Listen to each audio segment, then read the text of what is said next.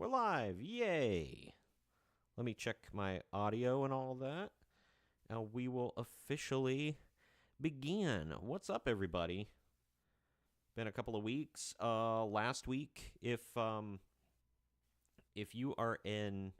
Whoa, hold on. Turn my volume way down. If y'all are an audio listener, if you subscribe to the audio podcast wherever you get podcasts, first of all, okay, audio's good. First of all, I am available in more places now than ever before. The distribution is a lot better now than it was in the past. I am with the Belly Up Network, Sports Network, so they did some things, moved some stuff around with the distribution, and the audio podcast is now available more widespread. But last week I didn't put up like a new show per se. For audio listeners, it was brand new. I've done 2 episodes so far of the Dark Side of Wrestling history. If you follow me on Rumble or YouTube, you've already seen it. But I combined episodes 1 and 2. Episode 2 focuses exclusively on the Dark Side of Lucha. I've only got 3 stories in there as opposed to the first video, which was 4 stories. The second episode, was Antonio Pena's break from CMLL into AAA, forming AAA, and kind of the feud between AAA and CMLL, and Antonio Pena's eventual death. And then I also focused on La Parca, his feud with AAA throughout the years, becoming LA Park because they trademarked the name and the look, bro. And any longtime listeners will get that. But anyway, the new La Parca and his unfortunate, untimely demise, and the fact that LA Park said, well, I mean, he died, so he's like, I'm not going to, take the name back, you know what I mean? And now there's a new La Parca who I didn't do much research into. I don't know anything about him, but I do know that they revealed a new La Parca a couple of years ago. And the third story I covered was about Perro Aguayo Jr., not much of a dark history. There's a little bit of company hopping back and forth, but he had a really good career, actually. And then he just met an untimely demise due to mounting injuries that he never got checked up on.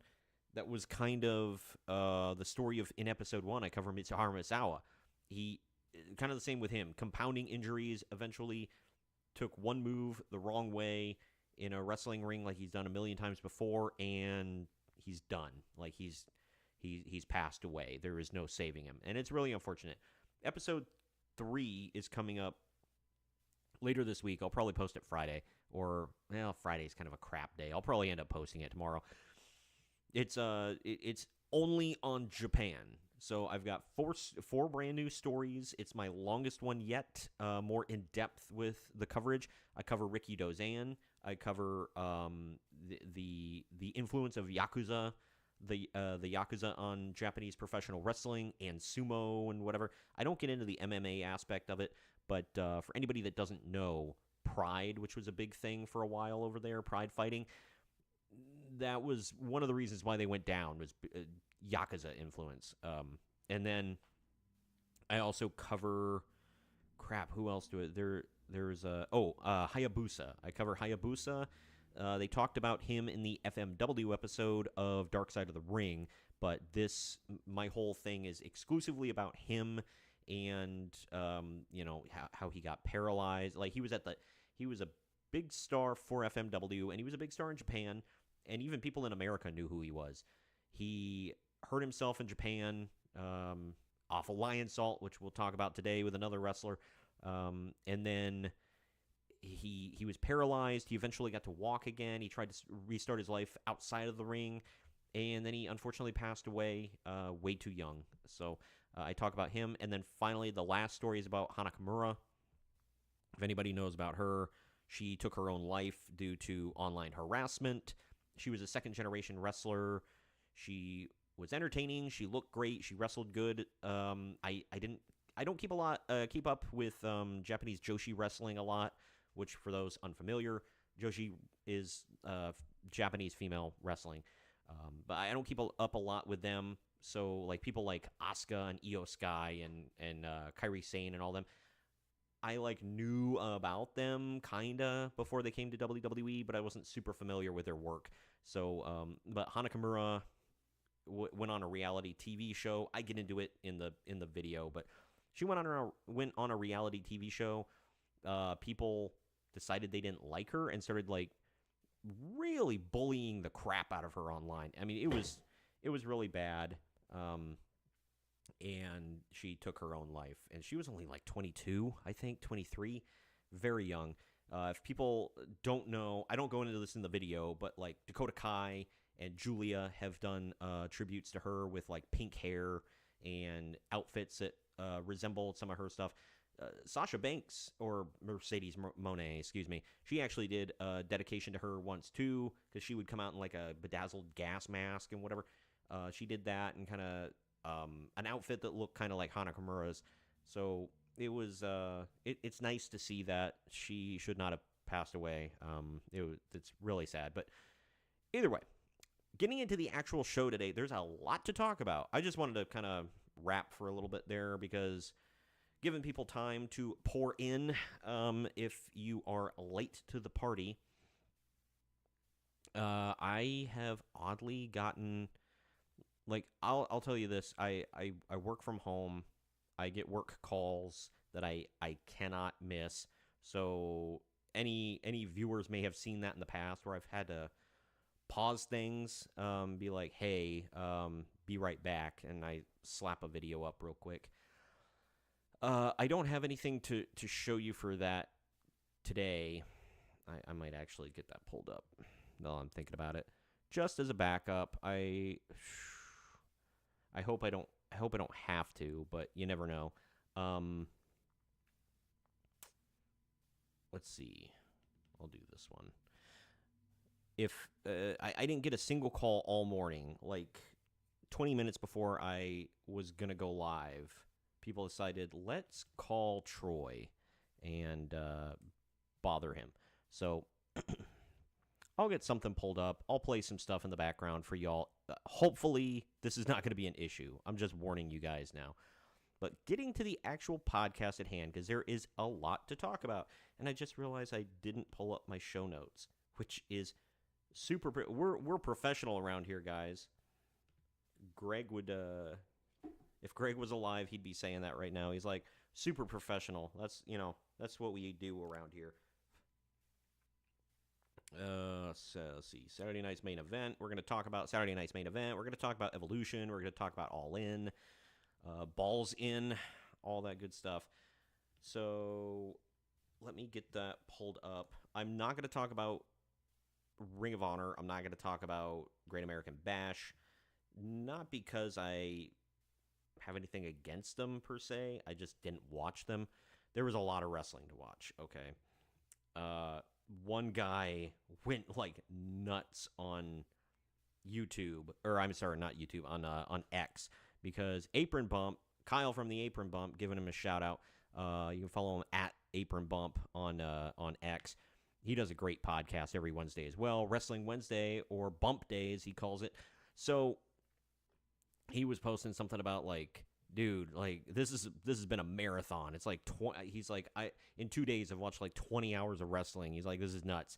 And some dude was like basically calling him a wuss, and he was like, I hope they start doing this more for people like me and not wusses like you. And he's like, I'm a full case of beer in and ripping my shirt at the end of the show. I'm like, then you're weird, man. I mean, whatever. Get into the show, cool, but you're still weird. And I'm like, not everybody has all weekend to waste watching like 20 hours of wrestling, man.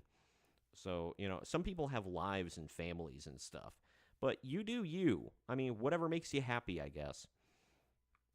Not shaming, but either way.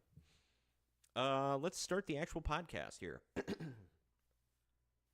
This is the main event, Mark's Podcast. I am your host, lifelong wrestling fan, former radio guy, cat and dog dad, and I'm driving a dump truck double-cheeked up with hella ass on a Wednesday afternoon. I am Troy. That is maybe my weirdest intro yet, but it's the best I could come up with on short notice because I forgot to write anything clever leading up to the show today. But how y'all doing? I have been extremely happy with seeing the audio numbers, even from last week when I didn't do a live show last week. I had nothing to talk about. I had nothing I watched. I was extremely busy. I'm still extremely busy with things going on in IRL, you know what I mean?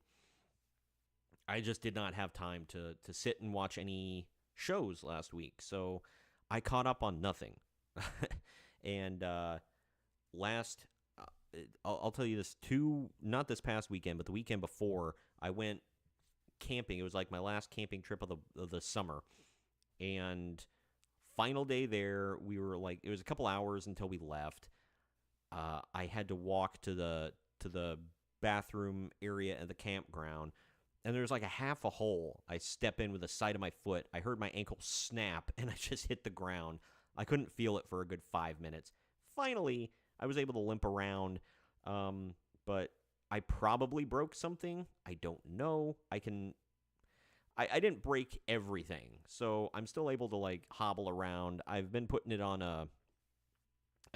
a brace and all that. So, yay me! I'm always effing up my ankles. I did this. I did something like that. Emma Watson banned from driving for 6 months.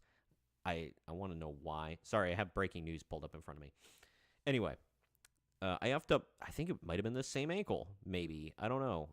But when I was working at an auto parts store, I didn't use the ladder because something was in a weird spot, and I was like, I'll just, climb to get it. It was like pallets, whatever. And I reached up, and I was like, it's not very far. I slipped, of course, and came down right on the side of my foot.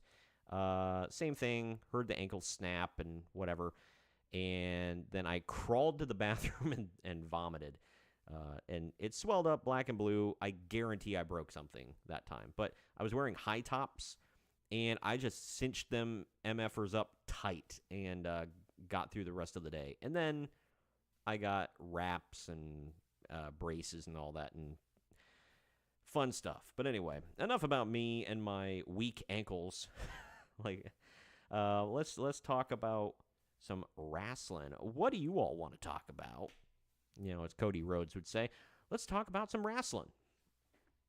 I'm going to do half screen here so I can watch myself, because I like to have, because any longtime watchers to the YouTubes, you'll know I have had ongoing issues with my stupid camera. Will go out every once in a while, where it's like, dude, what is happening right now?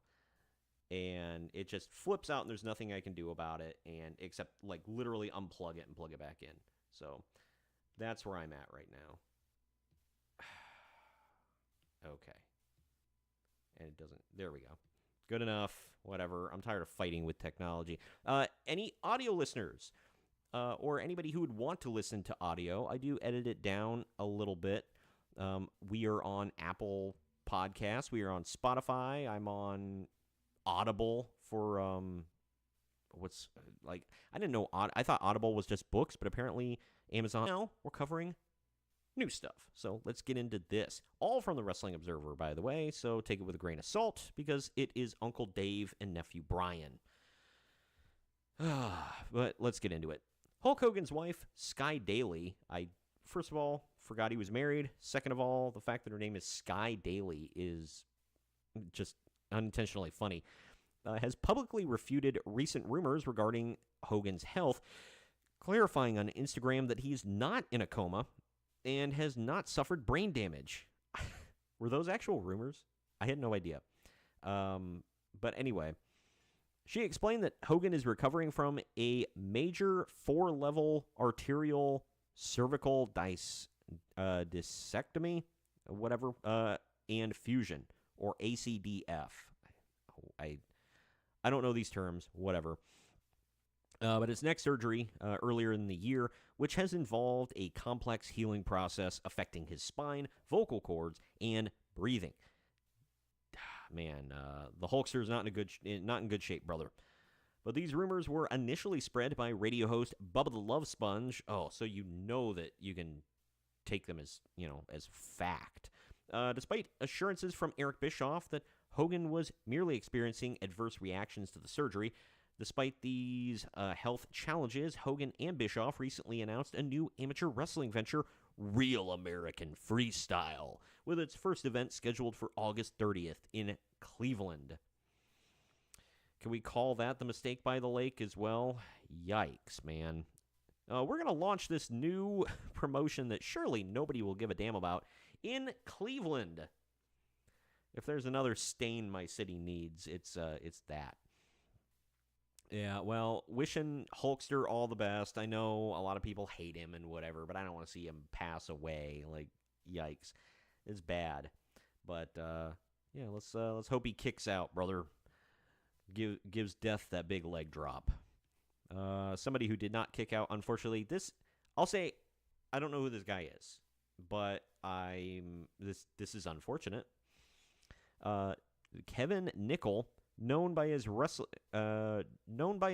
names Knuckles Madsen in NXT and Ivan Warsaw in the independent circuit, has tragically died at 41 after being the victim of a fatal shooting in Benton County, Arkansas on Friday.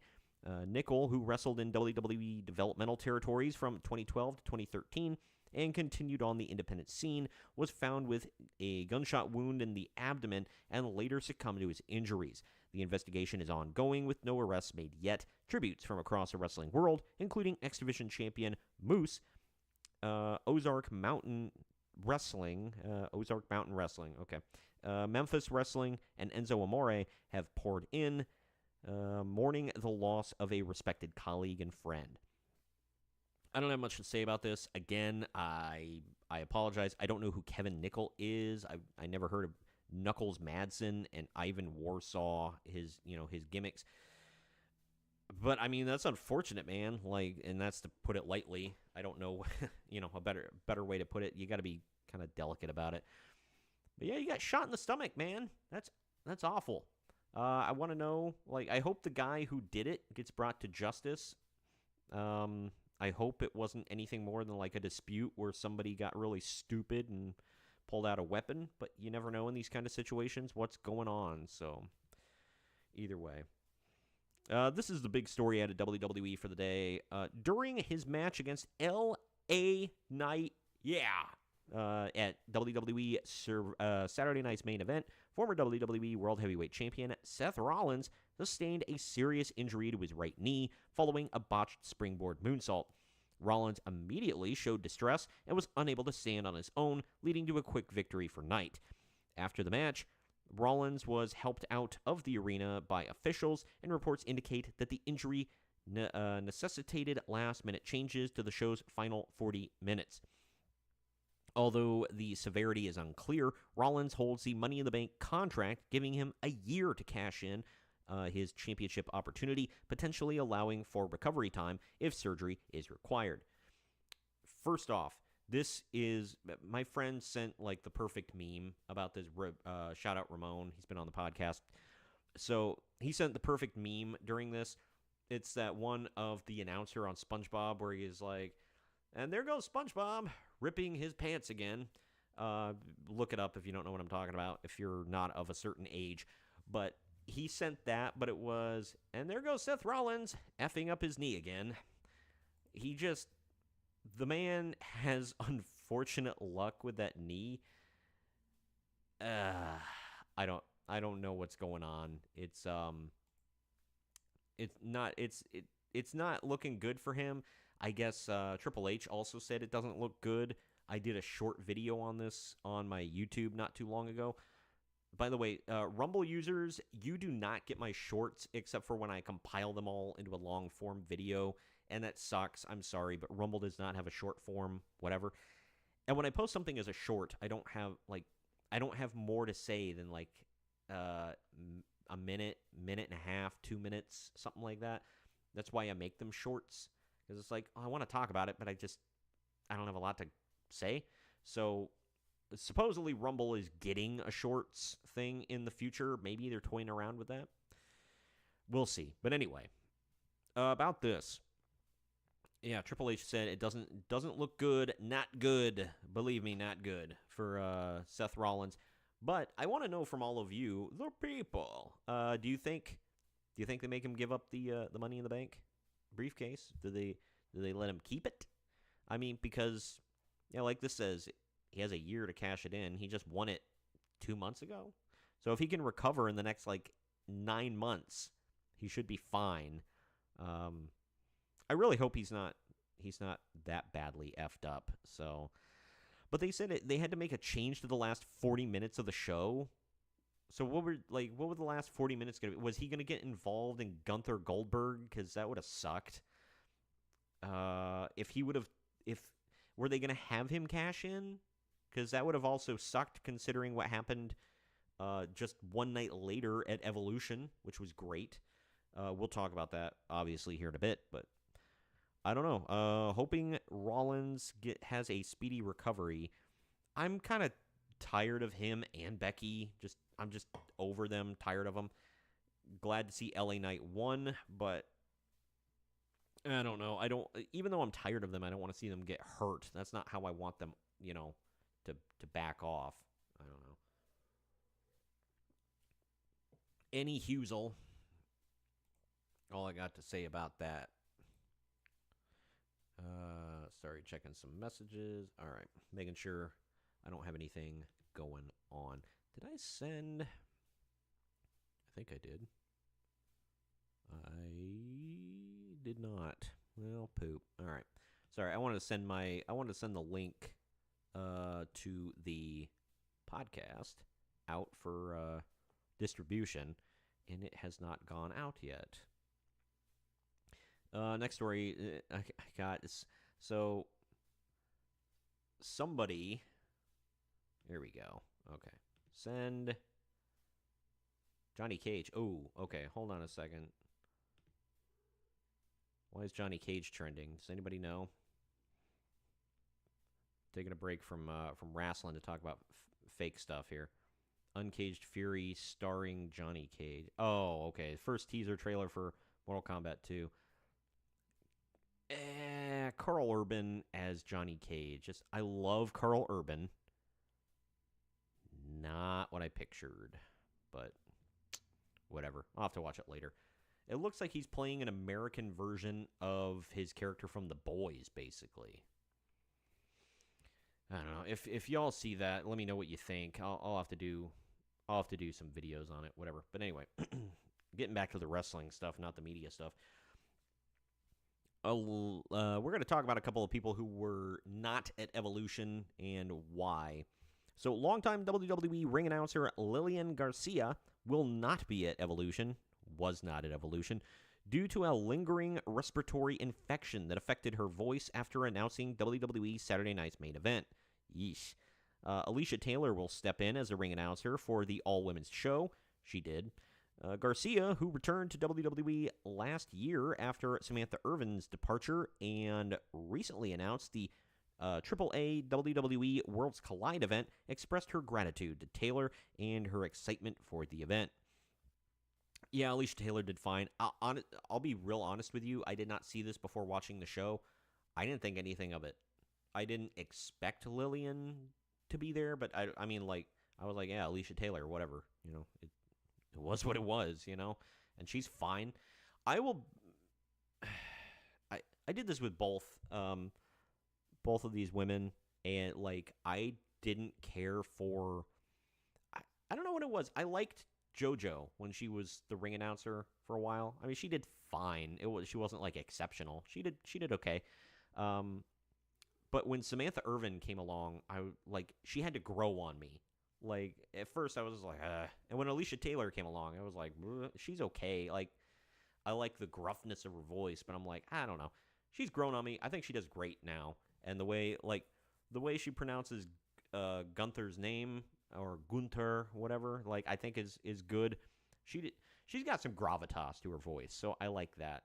Very different style from Samantha Irvin, but Samantha Irvin was great too. I don't know if she'll ever be back in wrestling, man, but one can hope. Either way, but another person was Kelly Kelly has confirmed she will not be attending the Evolution 2 event this past weekend. She did not attend it, declining an offer to appear in the crowd. Yeah. She stated that while honored, she felt it wasn't the right way for her to return, preferring to wait for a more suitable opportunity. None. No opportunity. No, don't come back. Kelly was a participant in the Battle Royal at the first Evolution in 2018 and has made occasional WWE appearances since her initial departure in 2012, most recently in the 2022 Women's Royal Rumble. You know what? That's fine for her to pop up in an occasional Royal Rumble if they were like, hey, remember her? But honestly, we don't need to sit around remembering Kelly and her era. It was awful. The matches sucked. They'd last like 2 minutes. They're like, okay, 2 minutes. Go out there, slap around each other, hit your finisher, get out. That was it. And it was a dark time in women's wrestling. That's why I had a video a couple of weeks ago about this, and I talked about it on the podcast where I said, can we quit pretending like the Bellas were good? Can we quit pretending like they meant anything? Because they didn't. They were a transition point in WWE women's wrestling where you went from nothing but divas into real wrestlers, and they were like the stopgap. They were like, we kind of sort of wrestle. We're not good at it, but, we try, and they were just divas. That's all they were. I mean, that's why they were the stars of Total Divas. And, like, that era needs to be forgotten. It had its moment in time, whatever, but it's done, and we need to, like, move on from that. Because the women today can actually be taken seriously as athletes. And, I legit, in the past with wrestling games, they would put the women's wrestlers in there, and I'd be like, whatever. And I would literally never play as one of the women in the games. Now, I haven't bought the last couple WWE games. I'll probably buy next year's because I waited too long for this one. I just don't give a damn. But next year's, I'll probably buy it, and I would gladly play a couple of matches as the women's wrestlers because they're actually wrestlers and they're good now. And I don't have to fast forward through their segments anymore. Like, they put on good events. Evolution 2 was not to spoil my upcoming review, but it was a good show with good matches. But I don't know. Anyway, excuse me. Cody Rhodes addressed WWE's decision to hold Night of Champions in Saudi Arabia amidst regional travel restrictions, stating that the company's business is going where our show goes, and emphasizing their responsibility to a global fan base. Look, I know why Cody's answering these things, because he's like the face of the company, but he's not, he's going to give a diplomatic, answer. Hey, Cody, why are you doing what your boss tells you to do? Or why is the company doing this, Cody? I don't know. Ask them. He's not in management. What the hell, man? But he highlighted WWE's nonpartisan stance, aiming to unite people worldwide through their events, and expressed honor in performing during tumultuous times. Rhodes' comments come after some WWE production staff experienced temporary travel delays in Qatar due to heightened regional tensions. Rhodes himself competed at Night of Champions, winning the King of the Ring tournament. I didn't know about the travel delays. I'm assuming they weren't long, but dang, you went through Qatar? Ugh. Maybe not best, but it's probably the only option. I don't know, man. I've never been a fan of them going to Saudi, but I mean, look at the shows. They're huge spectacles. They actually mean something now. They've tried to make them matter in the last few years. The women can actually compete there as long as they, effing cover themselves in a bodysuit, which is weird. I mean, it doesn't bother me. It's just the reason why is dumb, I think. But anyway, yeah, you got all of that, and I like I said, I've never been a big fan of it, but the crowds are super hot, and they make a lot of money. So as a business decision, And nobody's tuning out because they went to Saudi. Nobody's going to be like, I'm never watching this ever again because you went to Saudi. Like, maybe people did at first, but not anymore. You've kind of hit that point where it's like, okay, well, it's over now. Those people are gone. They may or may not come back, and who cares? We're fine. Like I said, they make a lot of money at it, so who cares, bro? NXT talent, Aria Bennett, real name Ajayi Lee Hargrave. Sorry if I mispronounced that. But anyway, she recently tore her ACL and has already undergone surgery, sidelining her for several months. The 30-year-old, who joined the Performance Center in October 2023 and has competed on NXT house shows and WWE Evolve, revealed the injury on Instagram, explaining that she waited until after the procedure to share the news. Despite the setback, Bennett, who has a background in gymnastics and fitness, expressed a positive outlook, focusing on healing and returning stronger. Going to be real honest, I don't think anybody knows who she is because, like I said, she's only been on house shows and at Evolve. Maybe some people know. I don't know. But wishing her a speedy recovery, whatever. They like women that have been in gymnastics. It's paid off. So here's one that might divide some of the fans, some of the people out there. Logan Paul's Impulsive podcast has officially joined the WWE and Fanatics podcast network, further solidifying his relationship with WWE. Yeah, it kind of sucks. They did that with well, not sucks for him. I don't really care about his podcast, but it sucked for the Undertaker podcast because they completely overhauled that one. Literally kicked out his co-host. That sucked. But either way, announced last Friday on SmackDown, the podcast, co-hosted by Mike Majlak. I don't know. Like I said, I don't listen to his podcast. I've seen clips, but I don't know who the co-hosts are. But either way, it features a variety of celebrity guests and frequently includes WWE talent. This move integrates Impulsive into a network that already includes shows from Cody Rhodes, Stephanie McMahon, and Undertaker and Michelle McCool. Paul, who debuted in WWE in 2022, is set to compete at SummerSlam next month, teaming with Drew McIntyre against Randy Orton and country music star Jelly Roll. Yeah, we'll talk about that on this upcoming show, actually. So WWE has a full-ass podcast network. I'll tell you what, even though they're sitting around, like, it's heavily sponsored by, I don't even remember what alcohol, but Cody Rhodes' podcast is not bad, actually. It's not a terrible podcast. So, but WWE's putting a lot of irons in the fire here for various things. This one, WWE and Fanatics Betting and Gaming have expanded their partnership to include WWE-themed online casino games set to launch at the end of July on Fanatics Casino. This collaboration, involving game developers Boom Entertainment and Games Global, will introduce 5 new games, including WWE Blackjack and SmackDown Big Money entrants. These games will exclusively be available in the 4 states where Fanatics Casino is currently legal, which are Michigan, New Jersey, Pennsylvania, and West Virginia. You want to know what, one thing that those states have in common besides, Fanatics being legal there? They suck.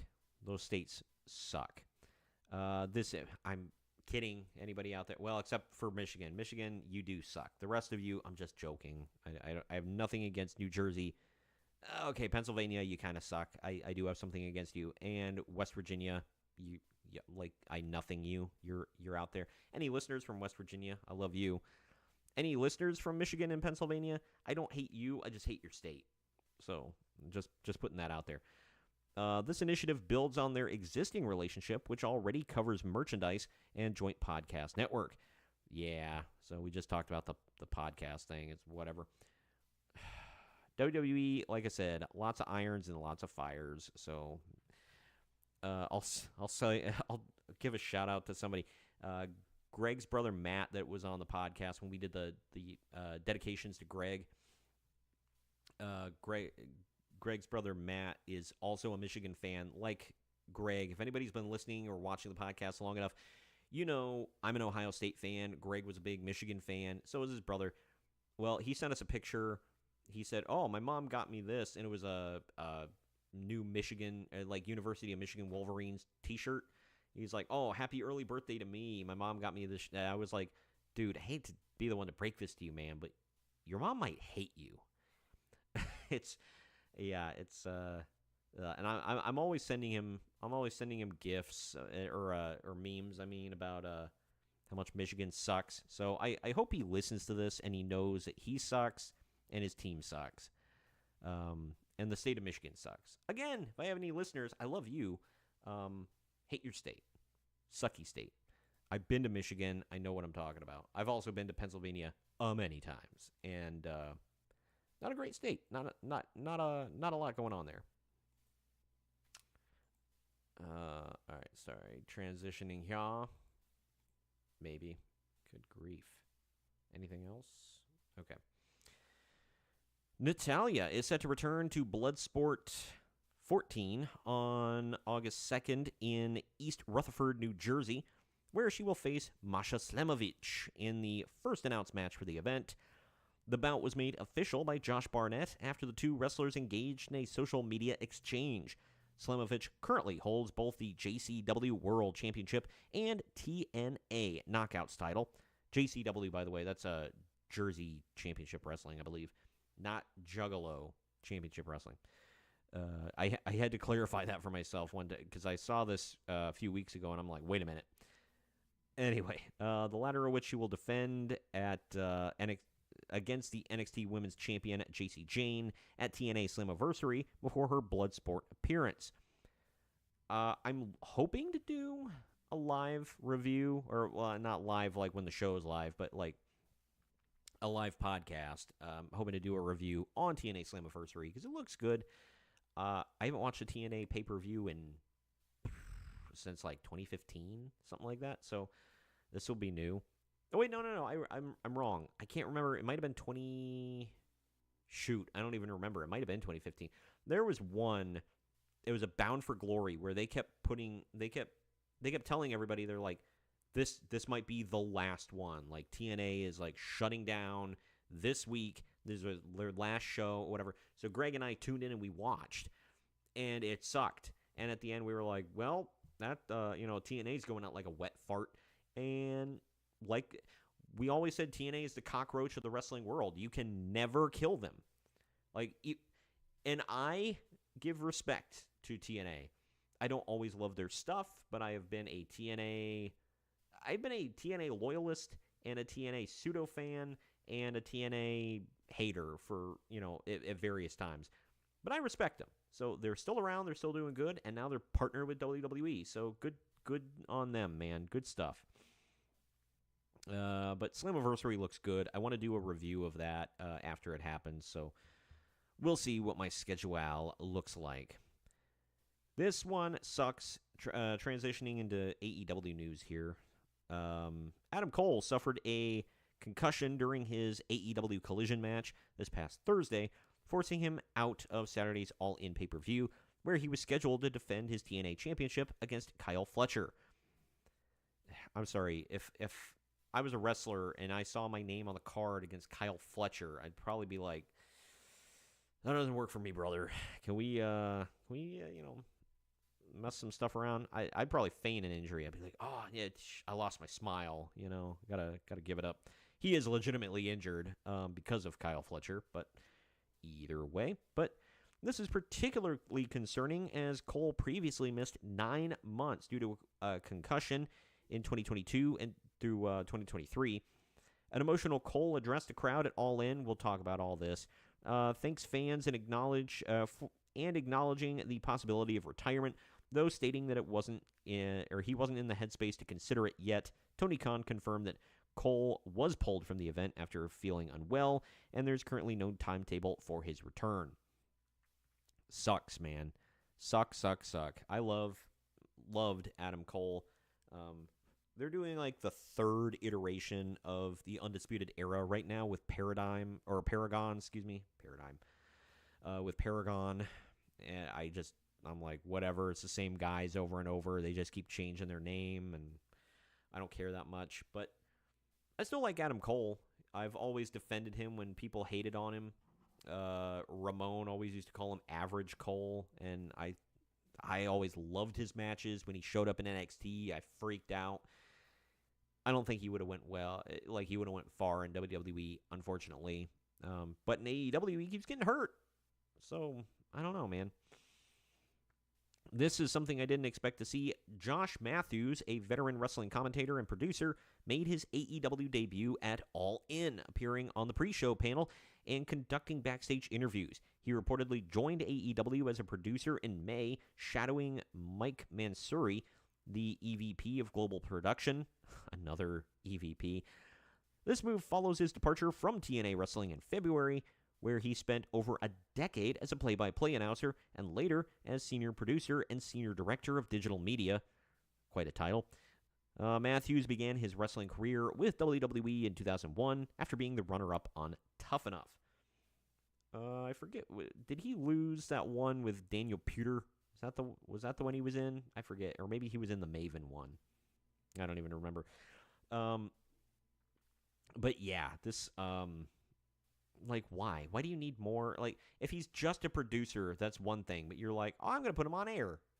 Why, man? You've got enough on-air people. It's like all through All In, they had various people, and I realized they were like wrestlers and managers and whatever, but it was this constant, like, third people at the commentary table cycling in and out. I'm like, this is getting ridiculous. Or I'm sorry, fourth people, not even third people, because you've got Excrement, Excalibur, whatever, Tony Schiavone, and and Nigel McGuinness. And then you'll have Taz, JR, you had FTR at one point, Don Callis, MVP. Like, why do we need 500 people on the commentary? That's what's always pissed me off about AEW commentary. You don't need 500 people on that table. Like, get it down 2 or 3, man. 2 or 3. That's it. If you want to have rotating commentary teams, fine. Like, you switch up matches like WWE did during the heights of the draft era. But that's it. This is dumb. Anyway, speaking of AEW and dumb, AEW has filed a new trademark for All Elite Feast on July 14th, though their specific plans for the term remain undisclosed. The filing covers a range of goods and services, including cookware, apparel, and even preparing meals consisting primarily of meat, fish, poultry, and vegetables. This trademark application follows closely after AEW's All In Texas event and precedes their upcoming 6-show residency in Chicago. Okay. First of all, I hate when wrestling companies do the residency thing. It's probably convenient, but it just I get bad flashbacks of TNA. You know what I mean? WWE did that with like Brooklyn, where they'd have like a slate of shows at the Barclays Center. That annoyed me. But what the hell? All Elite Feast? What are you sending out meal plans now? Dumb. It's too much. And I just talked about WWE dipping their toes into various things where it doesn't belong. So, I don't know. That's just my take. A vignette featuring the wrestler formerly known as Enzo Amore aired on TNA Impact, where he hinted at an appearance at the upcoming Slammiversary pay-per-view on Sunday, July 20th. The segment, paid for by Fourth Rope Wrestling, including callbacks to his past catchphrases and references to his controversial shoot attack with Big Cass, or Big Bill, at the NJPW ROH event. Amore, a two-time WWE Cruiserweight champion, was fired from WWE in 2018 following SA allegations, trying to clean it up for YouTube, which were later dropped. Still never got his job back. But, excuse me, in his defense, I think he said he was fired because he didn't come clean, like, and tell them right away. They had to find out and then come to him, which pissed them off. I do get that. But anyway, and has previously caused disruptions at WWE events. He has. He's a troll. I used to like Enzo, man. He was fun.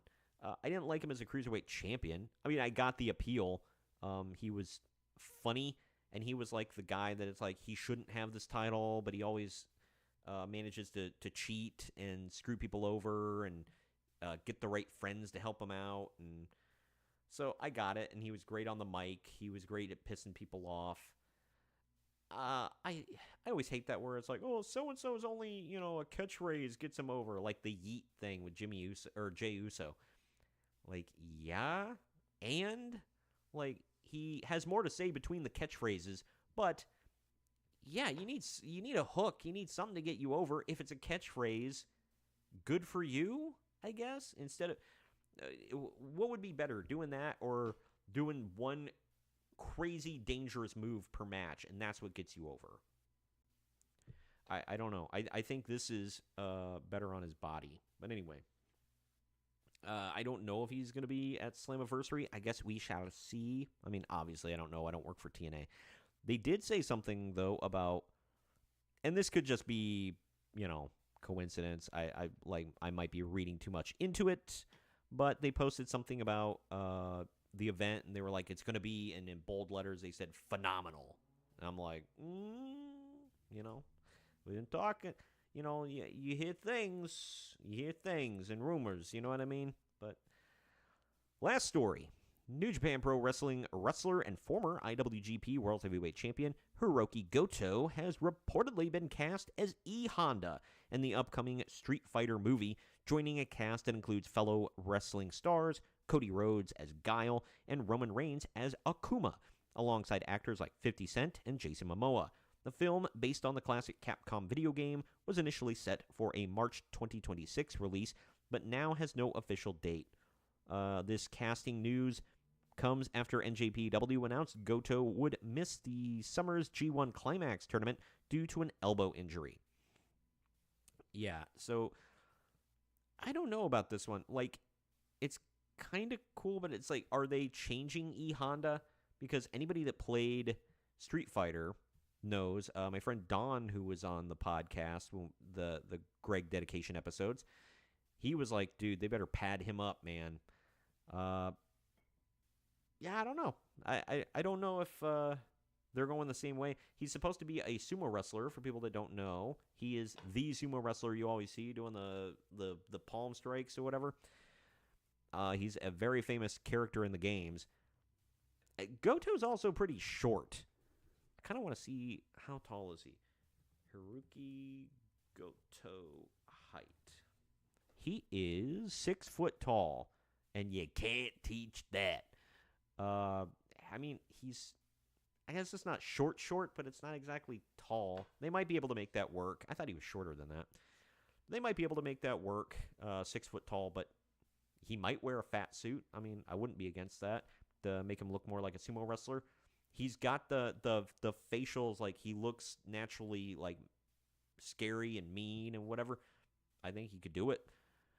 I don't know. Y'all have to let me know what you think. I'm actually excited about this. 3 big-time wrestlers, Cody Rhodes, Roman Reigns, and Hiroki Goto are all in there. It looks awesome. I like most of the cast so far. I don't know, but they're going in the direction with M. Bison like they did with the original movie with Jean-Claude Van Damme in it, where Raul, I can't think of his name, the guy who played Gomez Adams, Raul Mendoza, I think. Anyway, he did not look like M. Bison in the game. He dressed like him, but he didn't look like him. They seem to be going that way with the guy they cast. He's if anybody saw the Suicide Squad, he was Polka Dot Man, and he's been in a bunch of stuff. He always looks creepy. I think he had a tiny role in The Dark Knight.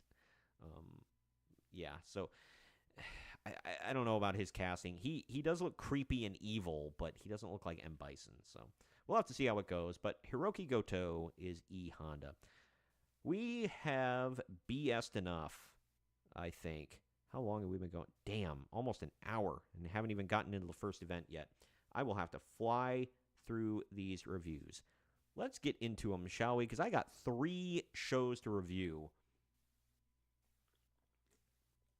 This is going to be a longer one today, fellas. Strap in. Make with a strapation, dude. This first one, let's get into WWE Saturday Night's main event, number 40. It took place July 12th, 2025, at the State Farm Arena in Atlanta, Georgia. Attendance 12,500. So, decent crowd. But for Goldberg's last match, you would expect more. I don't know how many that arena holds necessarily, but we start the show with a bunch of stars filing into the arena. Then we go to Jesse the Body Ventura and Joe Tessitore, I think. I never can say his name properly. Joe Tessitore, I think. But anyway, they intro the event. God, now I'm having a tough time speaking. After this, we're sent to Michael Cole and Wade Barrett, who have some bad news for us. And they'll commentate for the whole show. First match of the night. I don't know about this, man. It is Randy Orton with Jelly Roll taking on Drew McIntyre with Logan Paul. This is, let's just talk about odd couples here, shall we? This is freaking weird. But a Logan Paul distraction leads to McIntyre hitting the Claymore, but Orton gets his foot on the ropes. Jelly Roll and Logan Paul fight outside of the ring, leading to Drew McIntyre getting distracted before being hit with an RKO for the Orton victory. I gave it 2 stars only. It was not very good. CageMatch.net gave it 2.25. So, and just for those of you that, if anybody, I might be going too deep in the woods here, but, or too deep in the weeds, I mean, but for those that know CageMatch.net, I'll explain this. For those that don't, this is useless information, but CageMatch.net does not rate out of stars. They rate in numbers out of 10. I average those numbers out of a 5-star system because that's what I use, and that's usually what Uncle Dave Meltzer uses. So I go with what they use. So I do not give quarter stars at all. I only do halves and fulls. So that's why you'll never see... I would not give this anything more than a 2 because I cannot, in good conscience, give it a 2.5. It is not... 2.5 stars is average. This was below it. But Logan Paul attacks Randy Orton, beating him down, and Jelly Roll pulls him off. He then hits a hard right hand on Paul to knock him out of the ring. When Jelly Roll checks on Orton, Drew McIntyre hits him with a Claymore. Referees have to get McIntyre out of there, and then everyone helps Jelly Roll to the back. By the way, Jelly Roll is a massive man, but standing next to people like Drew McIntyre and Randy Orton, he doesn't look all that big. I was kind of shocked about that. But, I mean, fat, yes, obviously, but he doesn't look gigantic. The general managers and Drew McIntyre are shown screaming at each other backstage. Then we see Io Sky and Rhea Ripley in the crowd. When Jade Cargill stands up, Naomi attacks her from behind. They spill over the barricade, and Jade gets the upper hand, tossing Naomi over the announcer table. Naomi then dives off the table onto Jade. They get separated, and Nick Aldis says that they have a special guest referee at Evolution to keep the peace, and it's Bianca Belair. She makes her return. She's here. Ramon was saying she looks like she's a little heavier now. I couldn't tell whatsoever. I thought she looked exactly the same, but I don't know. Either way, up next, I popped for this one. WCW security guard Doug Dellinger is in the crowd, as well as Diamond Dallas Page to witness Goldberg's final match. Bro, they got Doug effing Dillinger. And if anybody's listened to this podcast long enough, you'll know that nobody F's with Doug Dillinger, all right? Like, nobody. He's the man. So, he was the one, my favorite story about him was on the 83 Weeks podcast, which is, well, I'm going to have to save that story for here in a minute. I got to pause this here.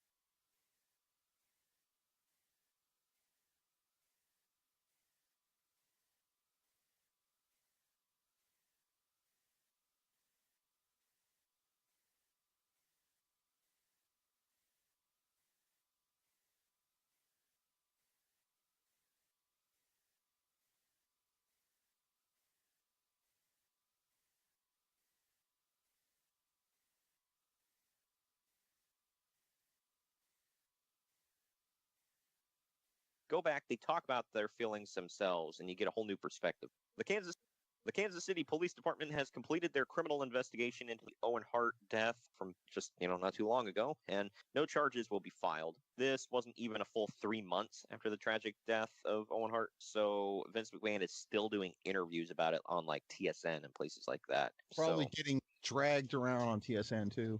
Yeah, I mean, they didn't pull any punches with him. That's for sure. And, I mean, we know this isn't the end of it. Martha Hart would file a wrongful death lawsuit, and I think she won, didn't she? Didn't they say that on? I'm pretty sure they settled, but that's good enough. Yeah, so she got enough money out of it. She said it was just enough money. She started the Owen Hart Foundation. So, I mean, some good came about it. And like we pumped this show many times, definitely go back and watch season 2 of Dark Side of the Ring. They did an amazing episode. If anybody has any bad thoughts on Martha Hart and has any weird feelings about the kids and how they're feeling, go back. They talk about their feelings themselves, and you get a whole new perspective on it. Some of the stuff was very eye-opening for me. I don't know about you. It was tough to watch. It was, but you definitely get a sense of why Martha and her kids feel the way they do.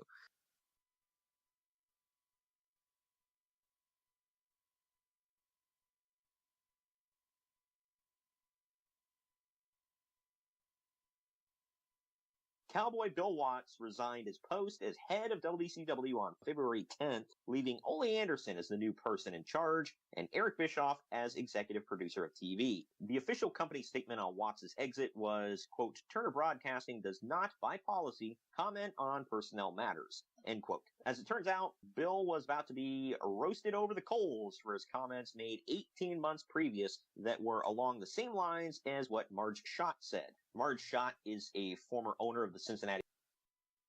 Cowboy Bill Watts resigned his post as head of WCW on February 10th, leaving Ole Anderson as the new person in charge and Eric Bischoff as executive producer of TV. The official company statement on Watts' exit was, quote, Turner Broadcasting does not, by policy, comment on personnel matters, end quote. As it turns out, Bill was about to be roasted over the coals for his comments made 18 months previous that were along the same lines as what Marge Schott said. Marge Schott is a former owner of the Cincinnati Reds. To give you an idea of some of the comments she said, just to tee up the Bill Watts stuff here, Marge Schott had once said that about Adolf Hitler that, quote, everybody knows he was good at the beginning, but he just went too far, end quote. Yeah. She was fined $25,000 and suspended from baseball for 1 year for slurs against blacks, Jews, and Asians. She was known to use such phrases as, quote, $1 million N-words, quote, money-grubbing Jews, and Japs. Apparently these just, like, flowed from her.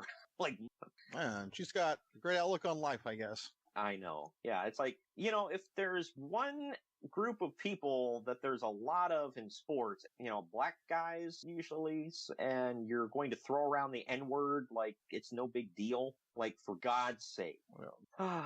But anyway, back to Bill Watts. The interview that sealed his fate took place in the Pro Wrestling Torch in 1991 annual. It was faxed on February 9th to Hank Aaron by Mark Madden. Yeah. He was a thing back then? He was in radio at the time, yeah. Hank Aaron, who, for those who don't know, was black, so he probably didn't like these statements that Bill Watts made. Aaron took the fax to TBS president Terry McGurk, and Watts had tendered his resignation by the next morning. Let's go over some of this Bill Watts stuff, just so you get a little taste of what he said. He said, if you want a business and you put your money in it, you shouldn't be able to discriminate. It's your business. If free enterprise is going to make or break it, you should be able to discriminate. That's why I went into business, so that I could discriminate. I want to be able to serve who I want. It's my business. It's my investment. I can tell an F word that's against homosexuals to get the F out. I should have the right to not have to associate with an F word if I want to. F words discriminate against us, don't they? Sure they do. Do blacks discriminate against whites? Who killed more blacks than anyone? The effing blacks. But they want to blame that BS Roots that came on air. That Roots is so BS. All you have to do is, if you want slaves, is to hand beads to the chief, and they gave you slaves. What's the best thing that has ever happened to the black race? That they were brought to this country because they intermarried and got educated. My God. What like a human actually said this. Yeah. Like, these words came out of a person's mouth. People get tiring, guy. He was gone after this, and deservedly so.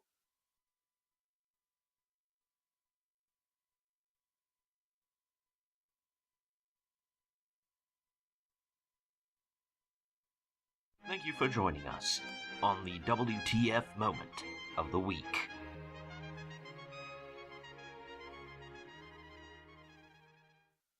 Yikes! This is like vaguely wrestling related. Oh man, that's This is the great introduction. well. This is our Yikes. We haven't done this in a while, but this is our WTF story of the week.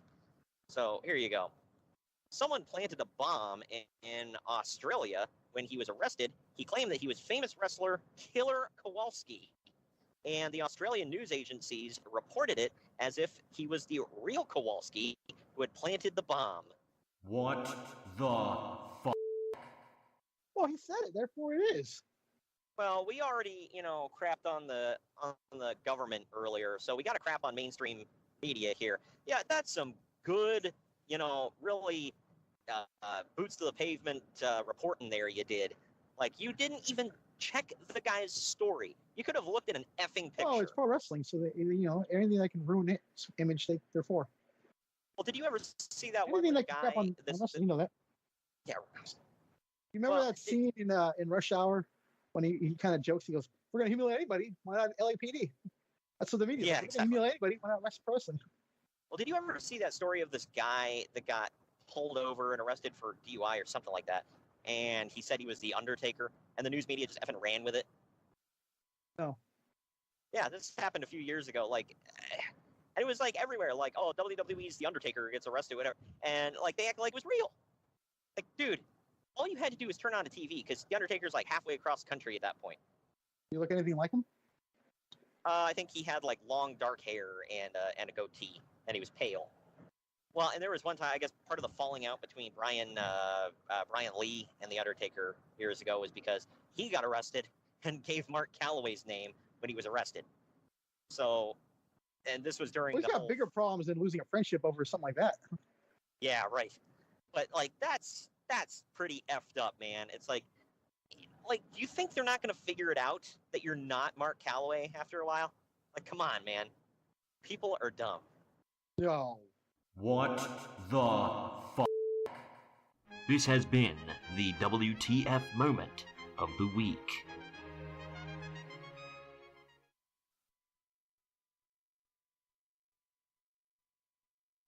Be very, very careful with this. Oh, wait, yeah. I'm going to be sensitive about this, or as sensitive as I can be, but it's got to be talked about. My biggest shock was they didn't edit a split second of this off of the network at all. It was in its entirety, not bleeped, complete for everybody to see. And you'll see why I'm prefacing that here in a second. This was the thing that was the most talked about back when it was just YouTube for all this YouTube and Daily Motion. Everybody and their brother told me, they'd ask me, have you seen the Bubba Ray promo in Dayton? And I said, no. And they said, you got to YouTube it, check it out, just go listen. And I'm like, okay. And I was blown away. And I'm still blown away rewatching it. The Dudley Boys come out with Sign Guy Dudley and Joel Gertner. Gertner, by the way, has bandages all over his face because he got a fireball thrown at him like a month ago, whatever. And Joey Styles is talking about, it's like, it barely grazed him. He's not hurt. He's just wearing bandages because he's an idiot. But they nearly start a riot in Dayton with this promo. Devon starts off hot with, we're going to need all of you in this trash city to shut the F up. And then Bubba takes it from there, man. It involves a lot of cursing, a lot of gay slurs, and tons of gross sexual remarks about women in the crowd. I'm not going to repeat any of it. Just go check it out. Cyrus is making me laugh. Not only that, he talks about the girl and her mother, right? Yeah, a girl in the crowd whose mother taught her how to, and I'm going to we'll leave it at that. Take it from, but go check it out. Like he includes the kid. Well, wow, she was a grown I know, but I'm mom, but yeah. saying that's a bit much. Yeah. Well, Cyrus, by the way, is making me laugh throughout this whole thing. Like, listen to his commentary. It's amazing. Real quick, he's supposed to represent the network, right? And they want stuff clean, and he's okay with that? Yeah. Well, they're not on the network at the time, so he did say he does not approve. Oh, well then. Yeah. Well, Bubba eventually starts throwing drinks in people's faces.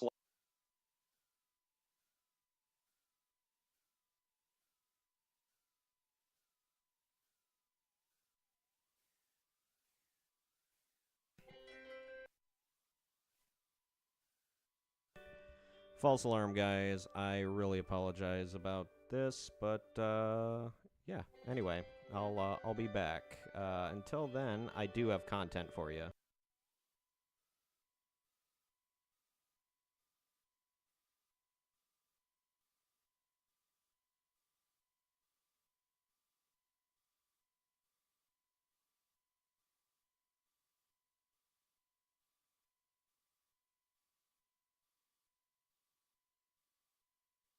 Thank you for joining us on the WTF Moment of the Week. This is a dramatic reading of a 100% real review on Amazon for the Triple H Ultimate figure from Mattel.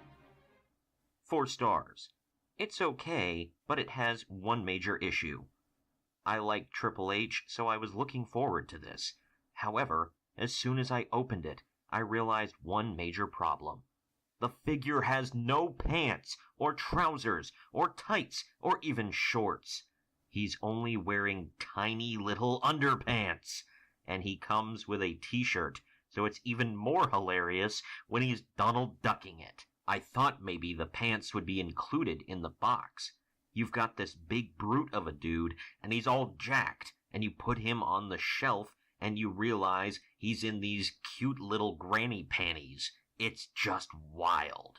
I think Mattel forgot his tights. Previous versions of him are adorned with wrestling tights, and I am kind of bummed with this one. Did he wrestle in underpants from time to time? I'd have no way of knowing. I don't look down there. I try to focus on the match. Anyway, I am searching for some pants now, but it's hard to find them for a plastic man who is only 7 inches tall.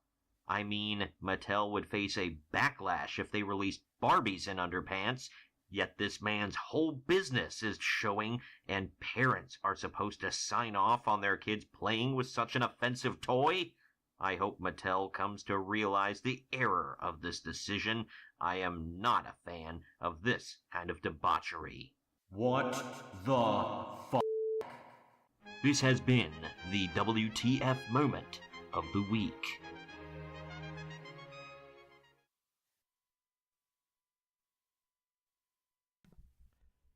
Perfect timing. That ended. I was showing you some stuff. That's previews of some shorts coming out. I'm repurposing some stuff, kind of cutting it down and trimming it and whatever, repurposing it from obviously when Greg was alive and on the podcast. And yeah, like we have like years worth of content, and none of it got put in as shorts. They were like short clips, whatever, but some of them were before YouTube had shorts, so I didn't do that option. Plus, they've changed it now where shorts can be up to 3 minutes long, so I'm going to take advantage of that as well. Whereas when they first introduced them, it had to be a minute and under. But anyway, sorry for the sidetrack for so long. Can't promise it won't happen again. But anyway, Doug Dillinger's story I was going to tell real quick before we move on to the next match. So on 83 Weeks with Eric Bischoff, Conrad was telling us, relaying this message, and Eric remembered it, where, if anybody remembers a Nitro where Eric Bischoff bought Hulk Hogan a motorcycle in storyline, and Doug Dillinger, first he rides Eric Bischoff's bike to the ring for him, I don't know why, or he rides a bike out or something, and then I think he was bringing Eric's bike out second. I don't even remember what it was. But he goes back. He brings out Eric's bike again. I don't. And then he like very loudly. If anybody could find a clip of this and send it to me, that would be great, because Eric said it was loud. Conrad said it was loud enough that the cameras picked it up. But apparently, Doug yells, "I grabbed the wrong damn bike!" And then he turns. He takes the bike to the back and then brings out Hogan's bike. That's my favorite Doug Dillinger story. But anyway, nobody F's with Doug Dillinger. Going to this next match, speaking of people you don't F with, it is Solo Sikoa with the MFT, which I recently found out stands for My Family Tree. Worst name ever. And it's in like the same font that MJF uses. It looks really stupid. But anyway, but he is defending the United States Championship against Jimmy Uso, who is the other Uso. This goes for just shy of 11 minutes. Of course, the MFT keeps getting involved. A running hip attack and Uso splash doesn't put Solo away. Jimmy dodges a Samoan spike into 2 super kicks. Solo rolls out of the ring, and Jimmy dives out onto the entire MFT. Tala Tonga interferes, distracting Jimmy long enough for Solo to roll him up. Tala puts a boot on Solo's back for more leverage, and Solo wins. CageMatch.net and I both gave this 2.5 stars. Average, wasn't bad. It just wasn't great. It was fine. This was better than the Uso versus Uso match. So these brothers actually worked well against each other. I don't know. Jimmy and Jay just did not work well against each other, and I don't know why. And that was at WrestleMania. Kind of disappointing. Tala Tonga attacks Jimmy Uso after the match.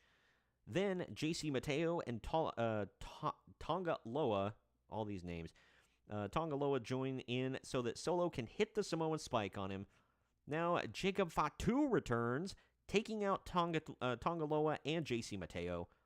Tala Tonga goes face-to-face with Jacob, and they brawl. Tala gets sent out of the ring, and Jacob hits a suicide dive onto Solo Sikoa and Tala Tonga, sending them packing. So Jacob's back. He wants his belt back, brother. God dang it. All right. Well, you know the drill, guys. More content coming.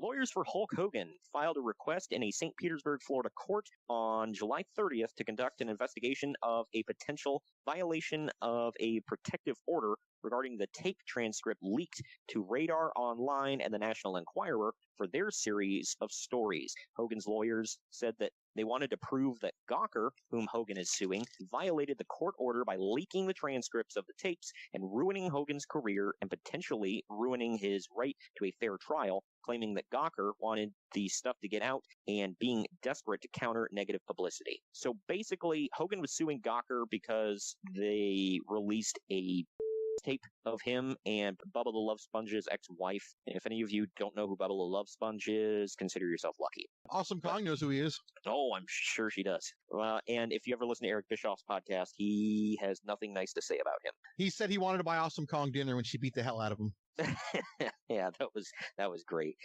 But yeah, so apparently Bubba, this is all of them are scummy in this, but apparently Bubba set it up for Hogan to sleep with his wife at the time, and unbeknownst to Hogan, he set up a camera in the bedroom to record them doing the deed. Well, he released it, or I guess Gawker got their hands on it, I assume through Bubba the Love Sponge, and released it. So Hogan was suing, and then to counter the suit and to put out negative publicity, Gawker put out that infamous tape of Hogan just going on a racist rant, dropping the N-word and everything else. And obviously people are still pretty sore about it. Not saying they don't deserve to be, especially if they were offended. You know, everybody, I'm not going to tell somebody they cannot be offended. You know what I mean? Yeah. Like, I get it. I still love Hogan as a performer, as a person. I don't know him, and I don't know his heart. It wasn't a good look, brother, but I don't know. But I will say this, you and I laughed because I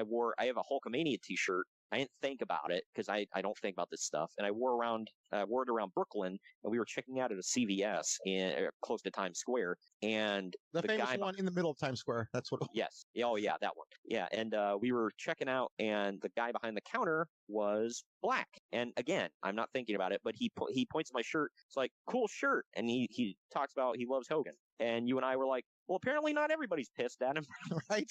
I don't excuse it. I think that people are like, it was ignorant to say. Yeah. Look, honestly, if the guy was racist, he wouldn't have done stuff with Rodman and Mr. T and Shaq. You know. Yeah. I mean, said it. Stupid to say. Racism doesn't work for me, brother.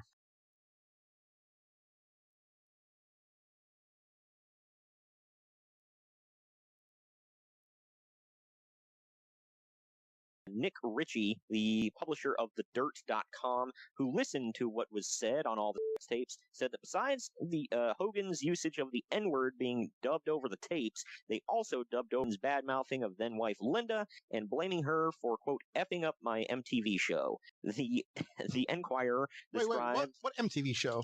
Hogan Knows Best. Or was that VH1? Well, it was VH1. I guess it's the same thing. I thought there was something else missing. Okay. Hogan probably is like, whatever, it's music video television, brother. It's money, brother. Yeah, all I see is green. But the Enquirer Apparently not. But... the Enquirer's description of how everything went down is that they contacted Hogan on July 23rd and asked for a comment on the story that they were about to break. They said that Hogan, not them, alerted WWE, and WWE immediately ordered everything related to Hogan be taken off the website. They even took out his bronze statue. It was, I mean, they went on full-on blackout mode with, well, pardon the pun, with Hulk Hogan. I didn't like it, man, but I got it. Like, when you have a board of directors to answer to, and you got sponsors and everything. Yeah. As much as I love Hogan, sorry, some things are a lot bigger than just that. Yeah, so it was. I get it. I don't like it, but I get it. It was rough, man. And then they brought him back in, of all places, Saudi frickin' Arabia. That one was. Well, I'm pretty sure they agree with those views over there. Holy crap! Quickly moving on. Am I wrong? I don't know. I'm moving on.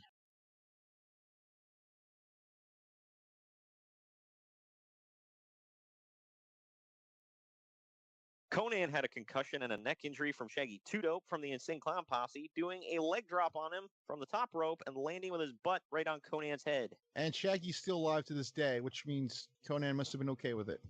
Yeah, Conan, man, I wonder if there was a receipt. That's all I'm wondering of. Well, the reason he might not have killed him at the time, by the way, speaking of Conan, he was arrested as he got off a plane in San Diego for felony charges of threatening a flight attendant during the flight. He was released the next morning on bond. Wow. I never heard that. Either had I. So that's why I was like, well, that's different. I'll put that in the news. When was this? August of 99. So the filthy animals are a thing, right? Yes. Now that I think about it, when I was watching back 99, he was MIA for a long time, and it just became Mysterio and Kidman. And we're not talking about the Misfits in action. No, that's a whole different ball of awesome. But God, you're being liberal today. But now I was thinking about it, he was missing for a long time. Like when I say a long time, okay, maybe I'm overdoing it, but like a month or two. A while, yeah. Yeah, and okay, I just thought he was hurt. I'm like, okay, whatever. Well, he was hurt because of Shaggy, but he also, threatened a flight attendant. So there you go.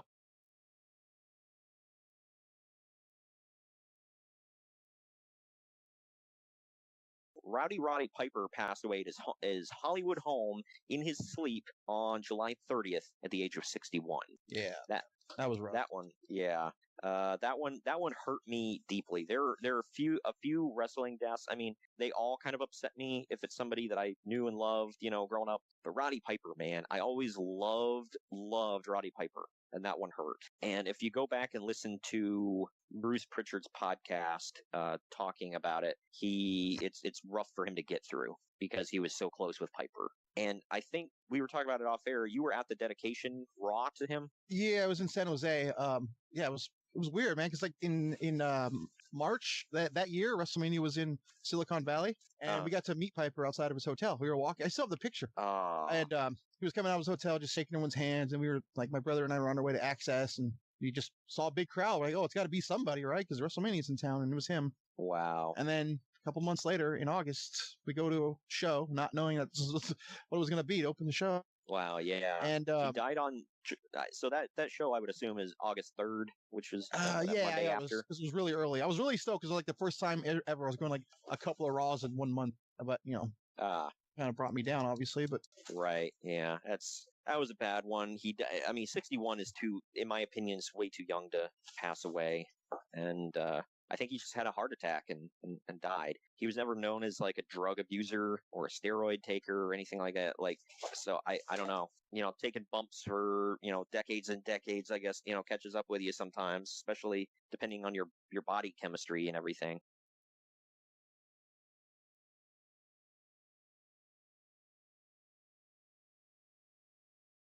What I feel was the best match of the night was up next. This was the match that I think you and I were the loudest for, at least that I can remember. It was Seth Rollins versus John Cena. It was WWE title versus a US title. I had to like remind myself, it's like, oh wait, Seth is the WWE champ and Cena is the US champ.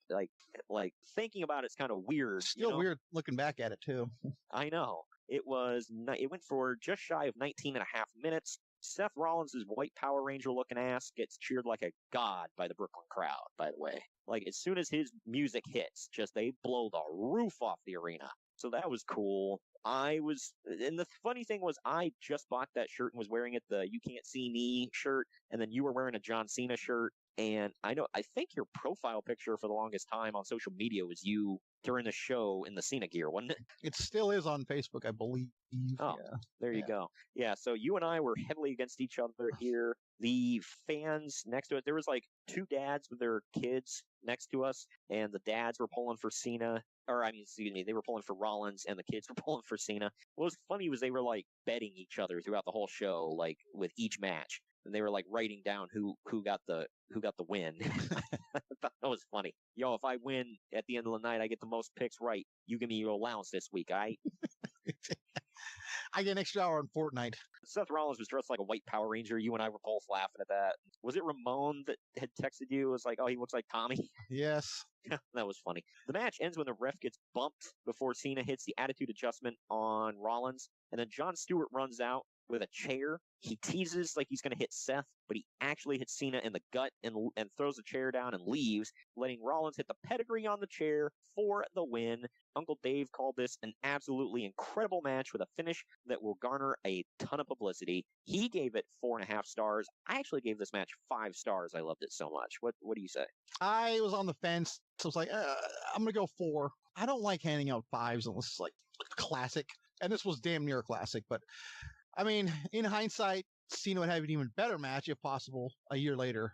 With AJ? Yeah, but it's like, man, this match was so damn good, though. Like I said, I don't like just giving out 5s personally. But yeah, well, this one, I enjoyed it so much. I could watch it on repeat. I thought they had great chemistry together. I thought Rollins was at his peak right here. I mean, he's still doing great work. I'm not saying that, but 2015 was like he was so damn good. He did injure 2 people this year pretty severely, but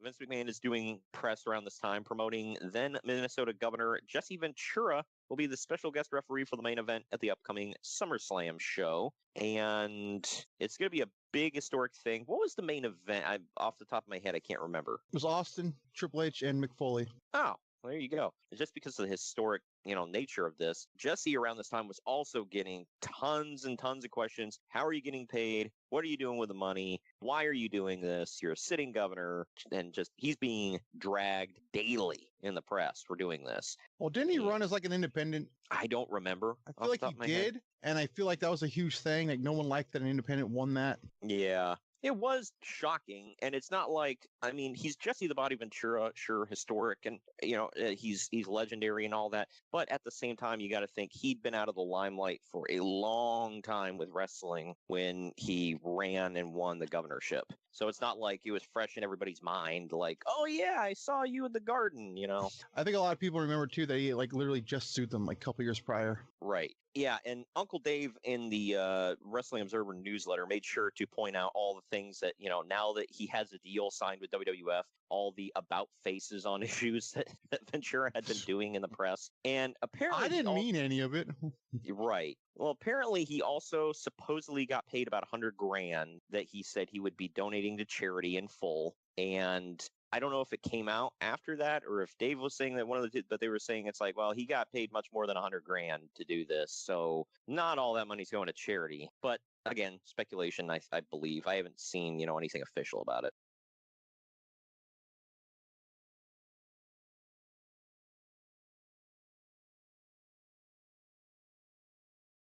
The Kansas City Police Department has completed their criminal investigation into the Owen Hart death from just, not too long ago, and no charges will be filed. This wasn't even a full 3 months after the tragic death of Owen Hart, so Vince McMahon is still doing interviews about it on, TSN and places like that. Probably getting dragged around on TSN too.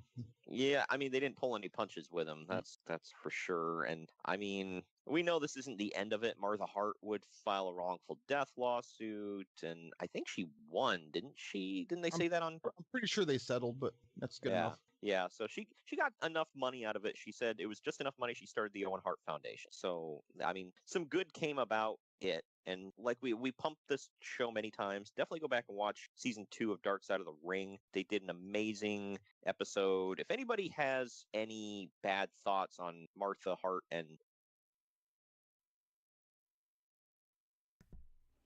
Okay, now that I've completely toasted my damn stream, well, thanks everybody who's watching. By the way, watching clips. That is coming. I'll post those as shorts here. Getting back to something more current. Today is just an effing disaster. Like I said, I haven't got a call for like days, and then today, boom. Stupid. Anyway, getting and I can't ignore work calls, so unfortunately, today is a bad day. Of course. But getting to finish up here with some of this. Moving on to the next segment. We're showing a hype package for Goldberg before Kathy Kelly approaches Randy Orton and Jelly Roll backstage. Orton says that he regrets having Jelly Roll out there in harm's way, but Jelly says that he wants Logan Paul and Drew McIntyre anywhere, anytime. Orton says that he'll make that happen at SummerSlam. We're then shown the Steiner brothers at ringside. They're there for Goldberg's last match. Yay. Up next, this is the match that, it was something, man. Seth Rollins with Paul Heyman takes on L.A. Knight. Yeah. Goes 11 minutes, 42 seconds.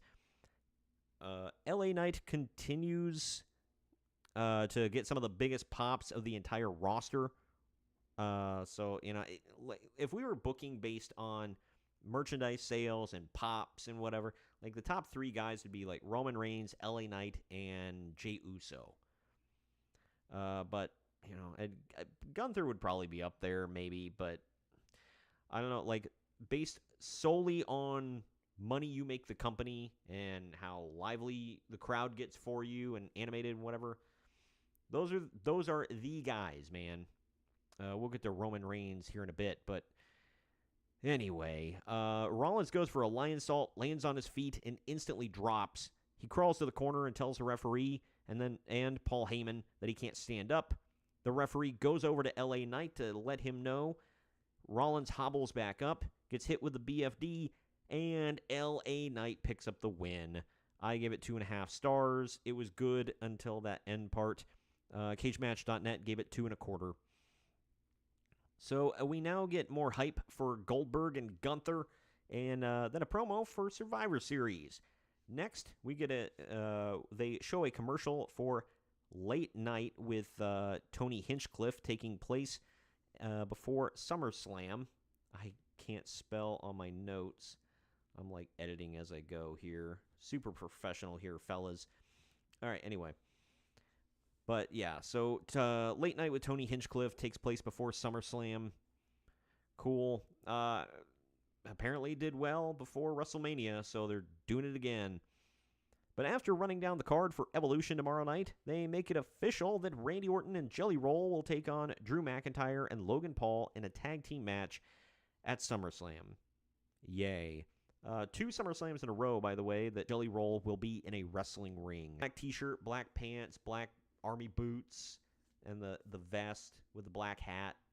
Like, that's just his look. Whatever.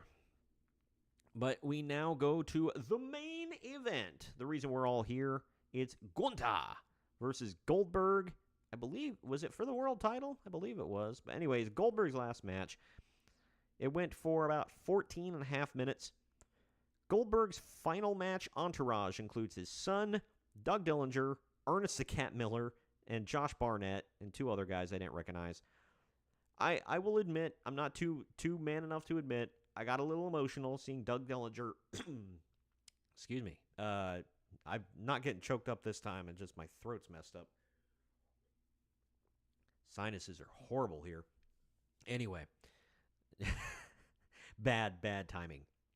But I got a little choked up seeing, not from sinuses, seeing Doug Dillinger knock on Goldberg's door.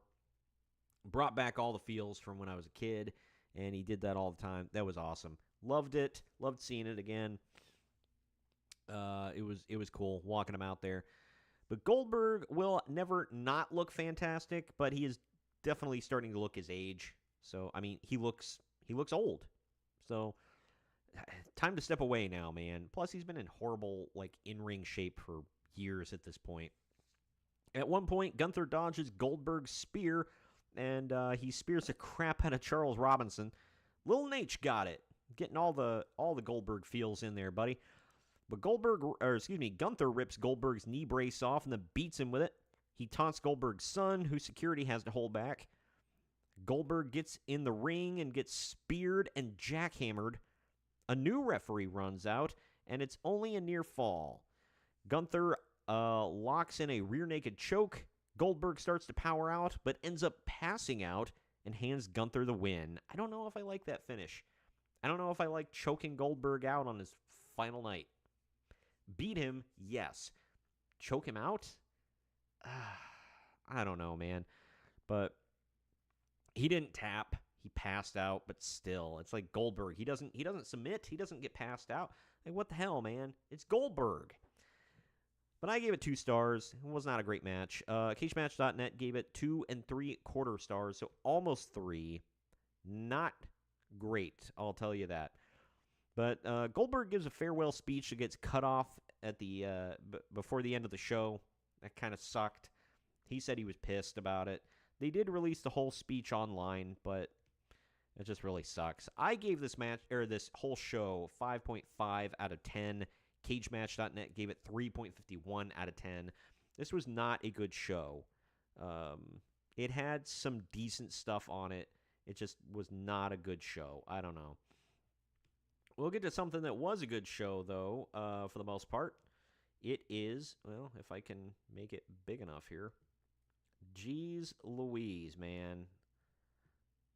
What is with electronics just, hating my guts today, man? It sucks. I'm trying to make my Microsoft Word bigger so I can, read my notes, and it's just no, F you. Okay. Good God. All right. All right. All In Texas, AEW. This was a decent show. I enjoyed it. I didn't like it as much as some of the nerds online liked it, but I liked it. And we'll get into that. So it took place July 12th, 2025 at Global Life Field in Arlington, Texas, in front of 29,000 people. It is their lowest drawing All In yet. They're going to try to, talk about how big and great it was and everybody loved it. Freaking Tony Khan said something about we're going to have a walk-up of 1 million people or something. Insanity. Delusional. But either way, All In Texas 2025. I have to admit that the opening video for the event did get me hyped. And I like that they always use Bush's machine head as the theme to this show. Nobody has their fingers on the pulse of late 90s and early 2000s rap and alternative music quite like Tony Khan. He has an eclectic taste in music, and he just gets the rights to all of it. It's what if we just bought one of Bush's songs? How about we not? I remember listening to this song when it was 5 years old. Anyway, the first match is for the AEW World Trios titles. It is the Ops of Samoa Joe, Powerhouse Hobbs, and Katsuyori Shibata defending against the Death Riders of Claudio Castagnoli and Wheeler Yuta, with Gabe Kidd, who I guess is not technically a Death Rider, but he's in their orbit.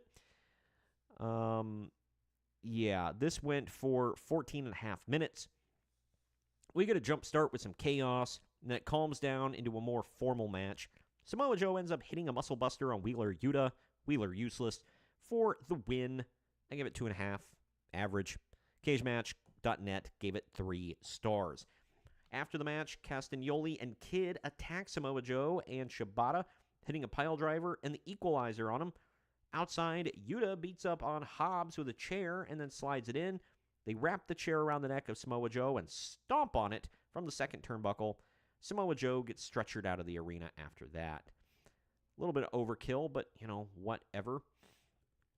Up next is the first mid-card... it's the mid-card Rumble, everybody. Let's get everybody a payday on the show, shall we?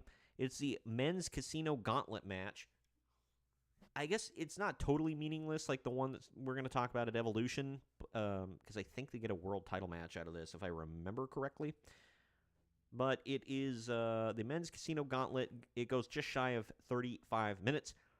Mark Briscoe and MJF start things out. Ricochet is next in and teams up with MJF against Mark Briscoe. Bandito is number 4. Takeshita is number 5. MJF's recent nemesis, Mystico, is number 6 and gets a huge pop. His entrance music sucks, but the crowd sure loves singing along with it because they're all marks. I think it's a terrible wrestling theme, but whatever. MJF almost taps out to a double Fujiwara armbar by Mystico and Mark Briscoe, but Ricochet breaks it up. Josh Alexander is number 7. Apparently the rules of this are people just keep entering until you get a pinfall or submission. So there's that. Anthony Bowens enters at number 8. Roderick Strong is number 9. Number 10, Brody King. Can't stand that turd. With a surprise return at number 11 is Juice Robinson looking like Bo Dallas. Or if anybody remembers Lucky Cannon. He looked a lot like Lucky Cannon. If you don't know who I'm talking about, look him up. Google it. But all the heels team up on him until the Guns come out with chairs, and they take everyone out and hit Ricochet with some tag team move. The Discount Usos now come out to chase them to the back. I don't know their names. They're just 2 Samoan guys, look like buff Usos. I don't know. But Kota Ibushi enters at number 12. The Beast Mortos is next at number 13 and clears house. There are a lot of near falls, one right after the other. Max Caster comes out as the number 14 entrant, annoying everyone on the mic. I used to think he was funny. Now he's just like, bleh. Why did they split these guys up, him and Bowens? Dumb. Nobody cares about you separately, man. You're a unit, or nobody gives a crap. But Mark Briscoe ends up hitting the J Driller on Roderick Strong. MJF tosses Mark out of the ring and pins Roddy for the win to win the contract. So, yay, he's got a world title shot in the future. I actually gave it 3 stars. It was a decent battle royal. Cage match gave it 3.5. So they really liked this match. After the match, MVP poses with MJF before he tells the camera that he's about to get this company back on track. Backstage, Stokely says the FTR are officially done with the Outrunners. Cool. Nobody cares, bro. And we'll be watching the tag team titles match tonight. They will also be at the commentary table for the match. So, yay. More people on commentary. This is what I was complaining about. There was just like a steady rotating stream of idiots on the commentary table. Don't get me wrong, I love FTR, but come on, man. Adam Cole, baby, now comes to the ring to relinquish the TNT title after being injured on Dynamite by Kyle Fletcher's dumbass. There are a couple conflicting stories about that. Some people say he injured Adam Cole when he completely missed powerbombing him on the ring apron and just full-on, bashed his head on the corner of the ring like an idiot.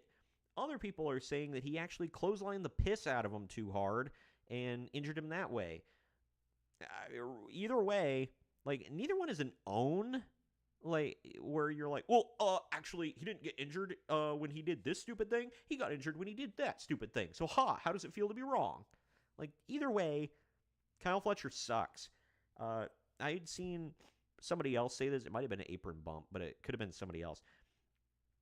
They said Kyle Fletcher absolutely blows, and they were like, I've never seen a worse up next guy in my entire life.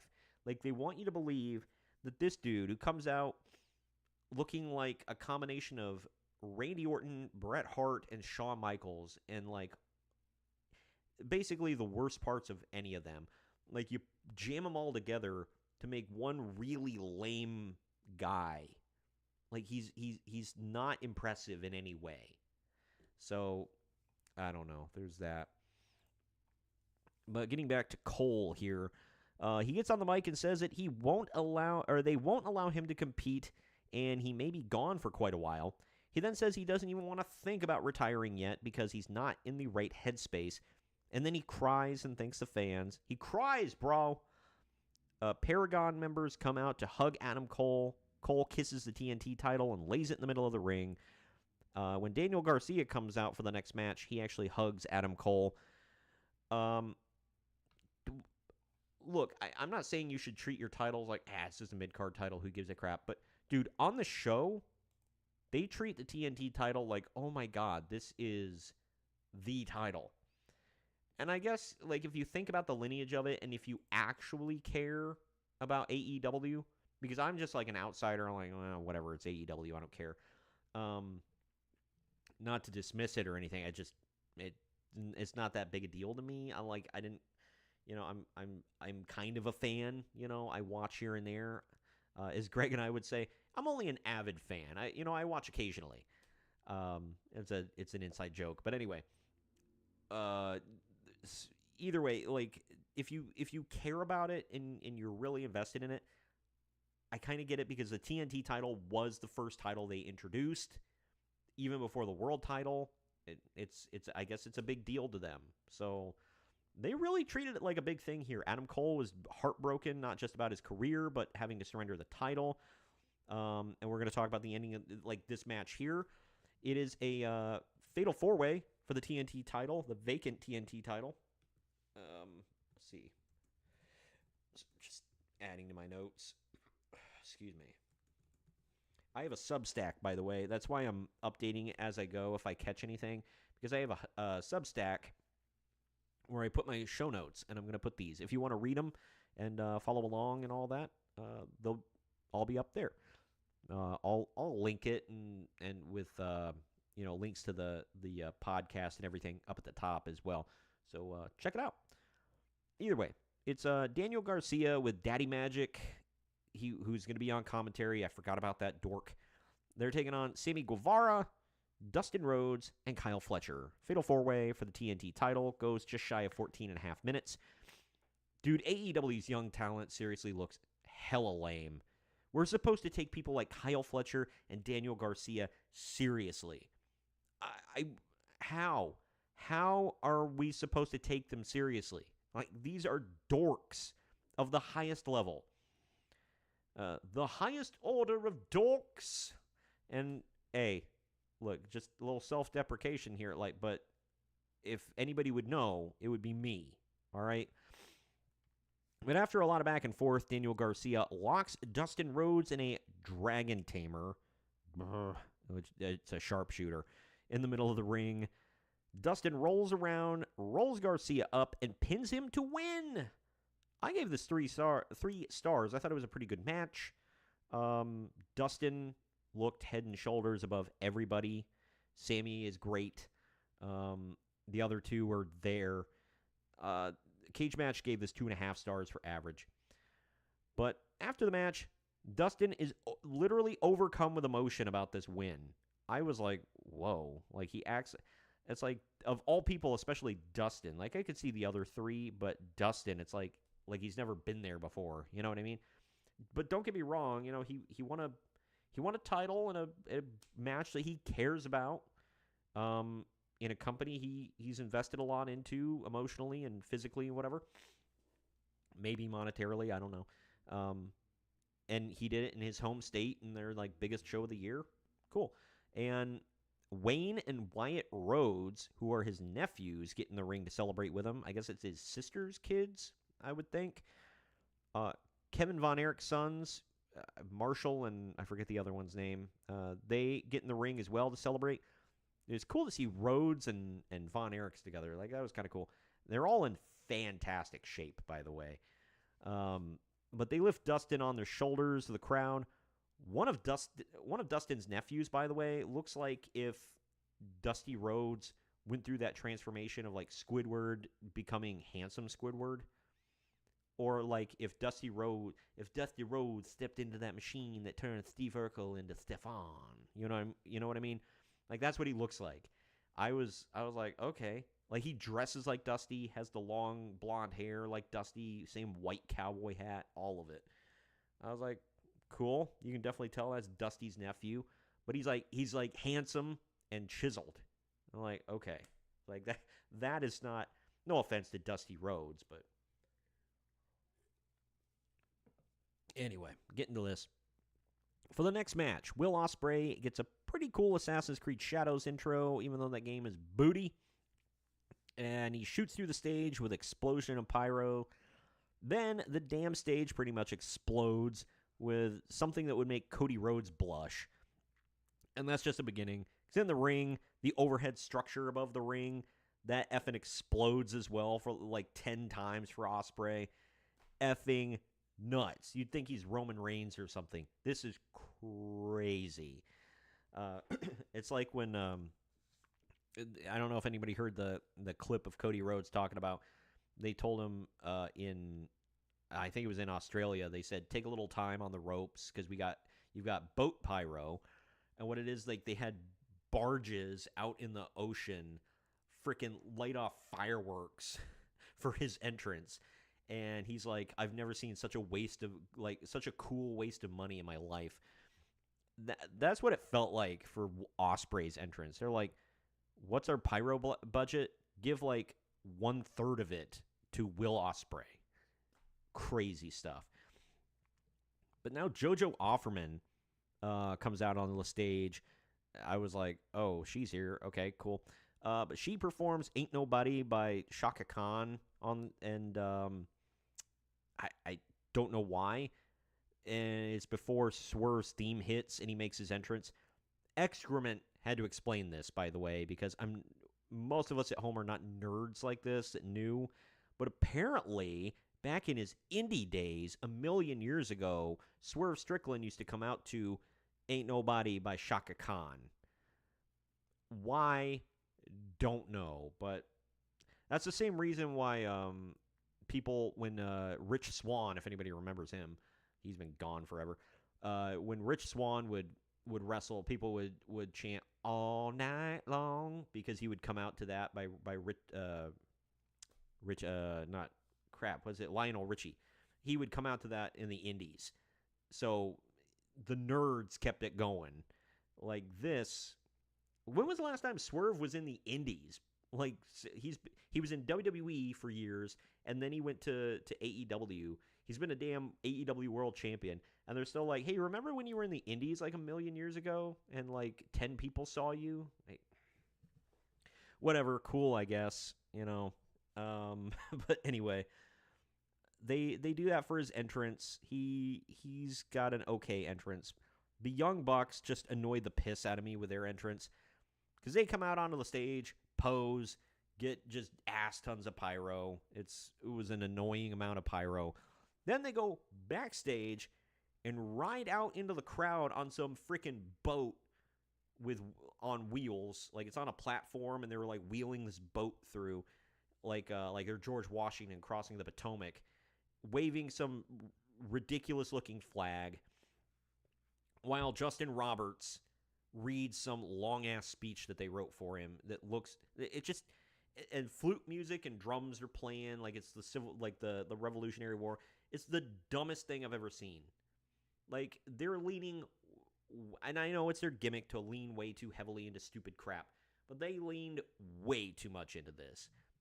Dumb. But because they're the founding fathers of AEW. Blah, whatever. But this match, it is Will Ospreay and Swerve Strickland taking on the Young Bucks of Matthew and Nicholas Jackson. It's their EVP titles versus the inability to challenge for the world title for a year.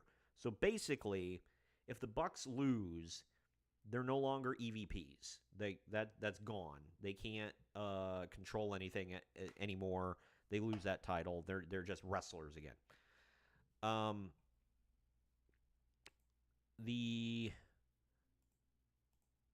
then if Strickland and Ospreay lose, they can't challenge for the world title for a whole year. Okay.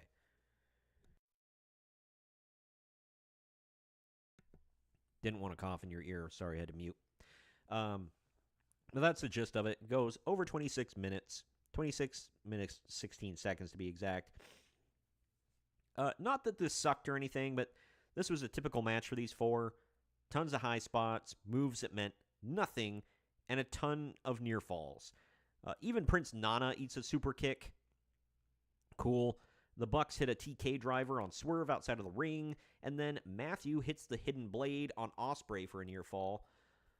This was the time that the match really got hot for me, was when all that took place.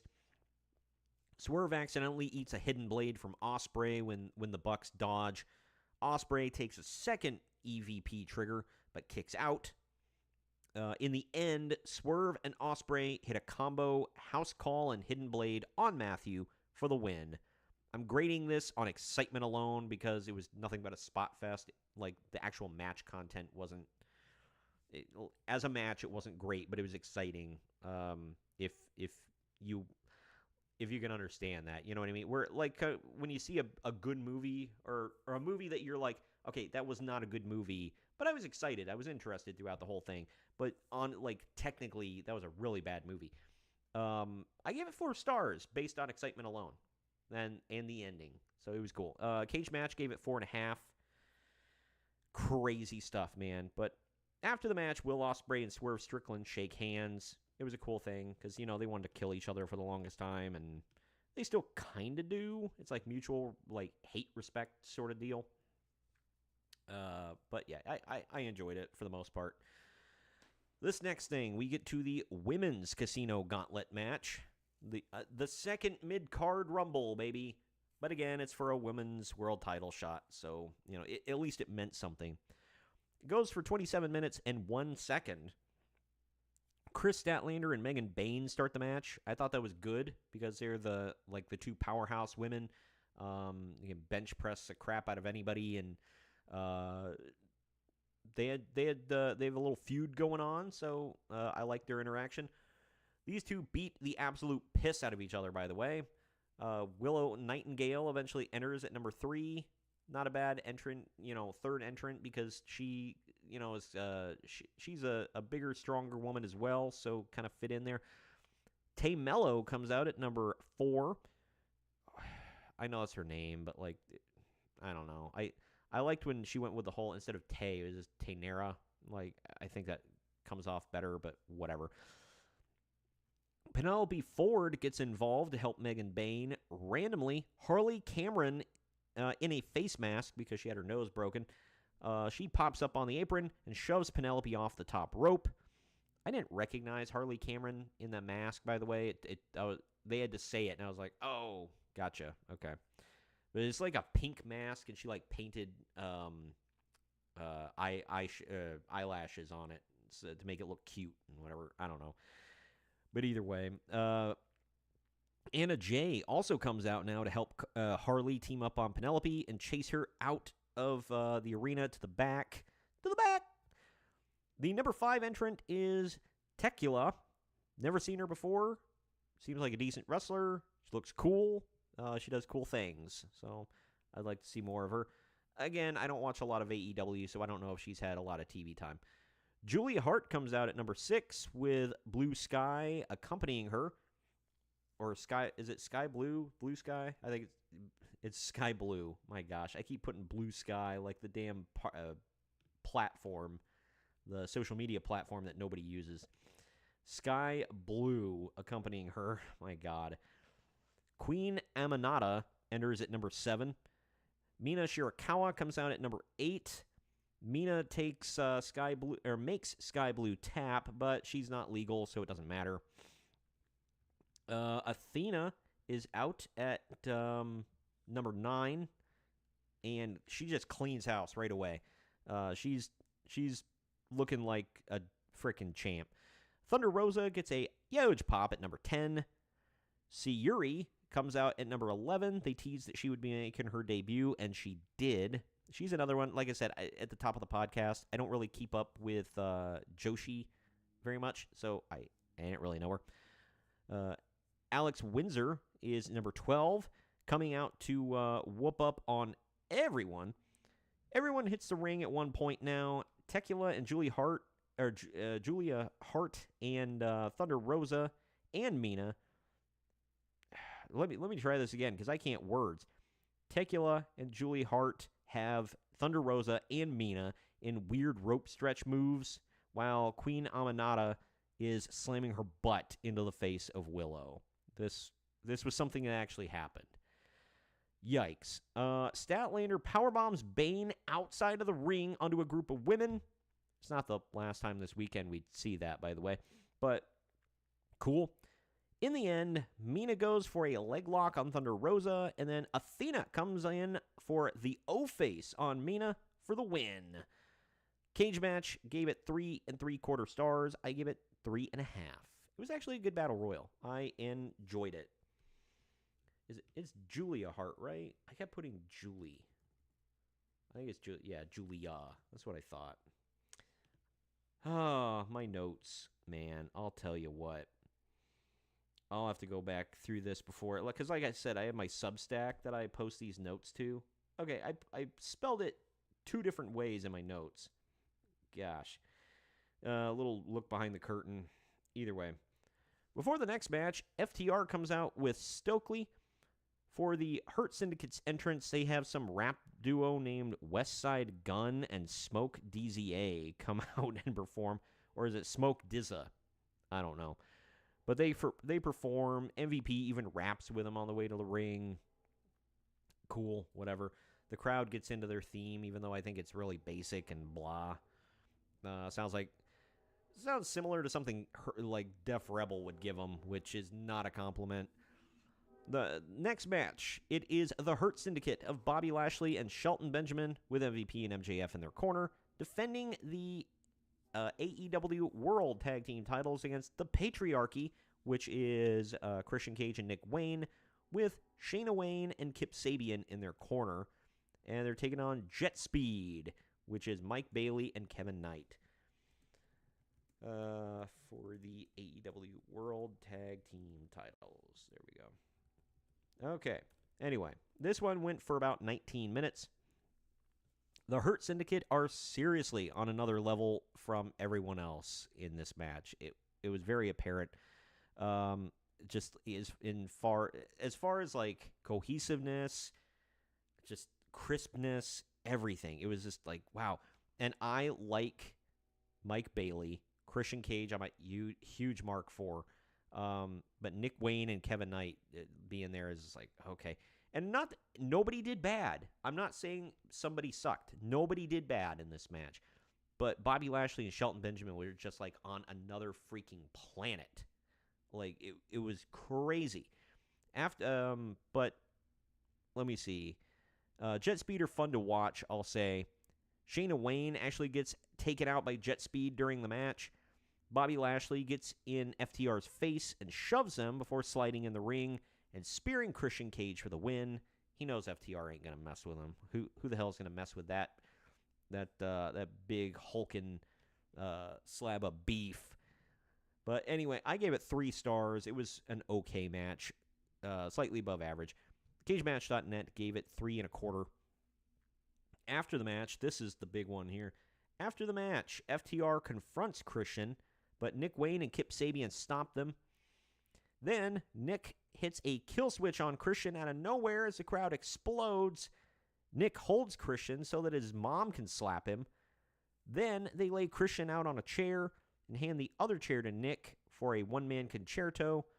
All of a sudden, before he can do that, Cope's theme hits, and he poses for the crowd before coming to the ring with a spiked bat to chase everyone off. Because as we learned from Jeff Hardy, when you're returning or making your debut, look, even if your brother is about to be killed in the center of the ring, Hogan must pose, pal. But anyway, He's got a spiked bat. Everyone is shocked, but Cope holds the spiked bat while looking at Christian, who begs off a little bit. But Cope helps Christian to his feet, and then he says, "Go find yourself." And that's in a reference to their "Go F Yourself" that they did to each other when Cope first debuted. Yeah, so Christian's going to turn face, I guess. And then we're going to see a reuniting of E and C. Although this would be C and C, I guess. Cool. Before the next match, we get a commercial for Forbidden Door. And then for the next match, Mercedes Moné comes out riding onto the stage in a convertible car while cheerleaders dance. I hate her theme. I know it's literally just to get the crowd to chant CEO and dance, but it sucks. It's a terrible theme. Mercedes is wearing a jacket with all the names of the people that she's beaten on the back of it. Cool, dude. And it was dragging on the ground, so I guess that was symbolic. Maybe I'm giving him too much credit for that, but I don't know. Either way. Meanwhile, Toni Storm does a routine like she's a gumshoe detective before shedding all of that and being her normal weird self. She looks like she's wearing a Harlequin mask with the paint that she did. But the next match, it is timeless Toni Storm with Luther defending her championship against the AEW Women's World Title against Mercedes Moné. This goes for just over 25 minutes. At one point, Luther catches a falling Toni Storm, and Mercedes Moné dives onto them and with a knee before posing with a women's title. Later on, Toni hits a running hip attack followed by Storm Zero, but Moné kicks out. Toni Storm kicks out of a moneymaker at one point after that. I put Monet's nose is bloody after that, but I meant Tony's nose is bloody after that. After rolling out for a bit, Toni hits 3 Storm Zeros in a row. Rolling around for a bit. Toni hits 3 Storm Zeros in a row for a near fall, completely bastardizing her finisher. Why not? Everybody else does it in this damn company. Mercedes transitions around to a lot of submissions, but after crotching Mercedes on the top rope, Toni Storm kisses her and then hits a Storm Zero off the middle rope for the win. I gave it 4 stars. CageMatch.net gave it 4.5. It was a really good match. Biggest, most important, greatest women's match of all time? No, absolutely not. But it was a good match. I enjoyed it. Now, for this next one, Jim Ross joins the commentary team for the next match. Okada has a pretty normal entrance, which kind of sucked. Kenny Omega gets some druids to sing opera on the stage before his entrance. Some other country-looking guy named Jason Charles Miller sings Omega's theme. Then Omega comes out in some Bowser-looking jacket with gauntlets and walks through a flaming Omega symbol. He gets all the pyro. I still say that his theme sucks compared to Battle Cry. That was such a cool song. It sucks that he's no longer using it. The one he uses now is cartoonish and dumb. But up next, this is a unification match. It's for both the international and continental titles. Terrible names for titles. It is Kazuchika Okada with Don Callis taking on Kenny Omega in 31 minutes, 5 seconds. Kota Ibushi comes to the ring to support Kenny Omega at one point. Rocky Romero tries getting involved, and Ibushi stops him. Callis distracts Omega. Omega dodges a Rainmaker from Okada and hits the One-Winged Angel, and Callis pulls the ref out before 3. So still, nobody is technically kicked out of the One-Winged Angel. Aubrey Edwards now runs in just in time for Okada to get out of another One-Winged Angel attempt, hit the Rainmaker, but Omega kicks out. After dodging and reversing a bunch of moves, Okada hits a second Rainmaker for the Rainmaker for the win of the unified title. They're just calling it the unified title. I hope it's Like, the international title sounded a lot better than the continental title. Like, what continent, you know? But either way. Some country guy plays a guitar on stage while a blonde woman whistles to start Hangman's entrance. Lame. Excrement gave their names, and I just didn't care. I didn't even write them down. The crowd chants cowboy-ish, you know what I mean? Before Page makes his entrance. This is a family show, you know. Pyro blows behind him, so that was the last of their budget. Jon Moxley and the Death Riders are literally driven through the back and out into the crowd in a trashy-looking pickup. Like, drinking beer on the back of a trashy pickup. Like, I'm like, okay, really leaning into that plumber gimmick that he was given by Jim Cornette. But they do their typical walk through the audience to the ring.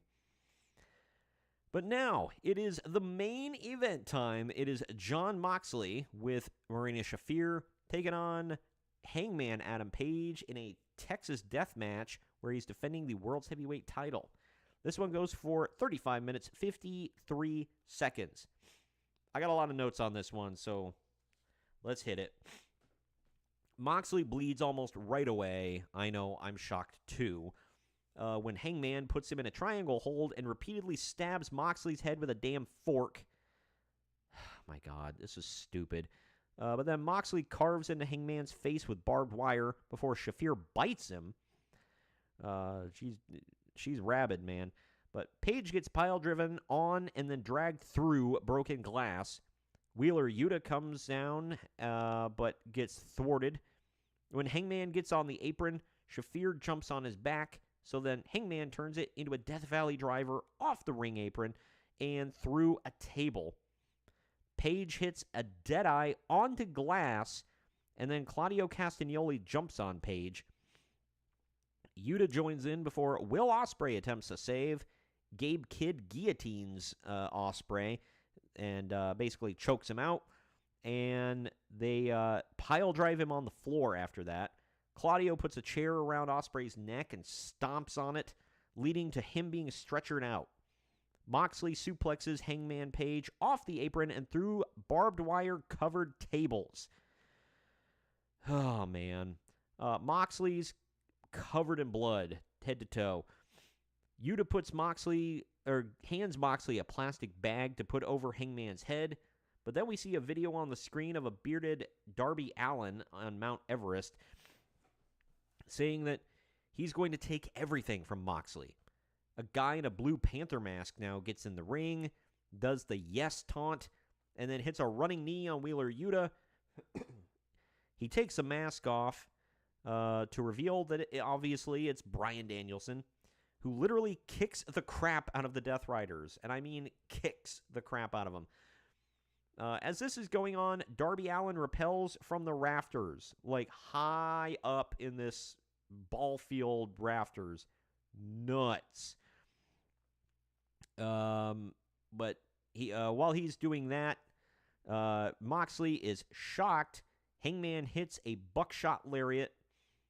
Let's see.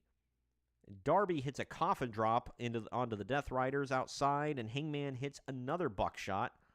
Even then, he then drives Moxley through a table off the apron with a Deadeye. Moxley can't beat the 10 count, but Marina Shafir picks him up and before the 10 count, so it counts.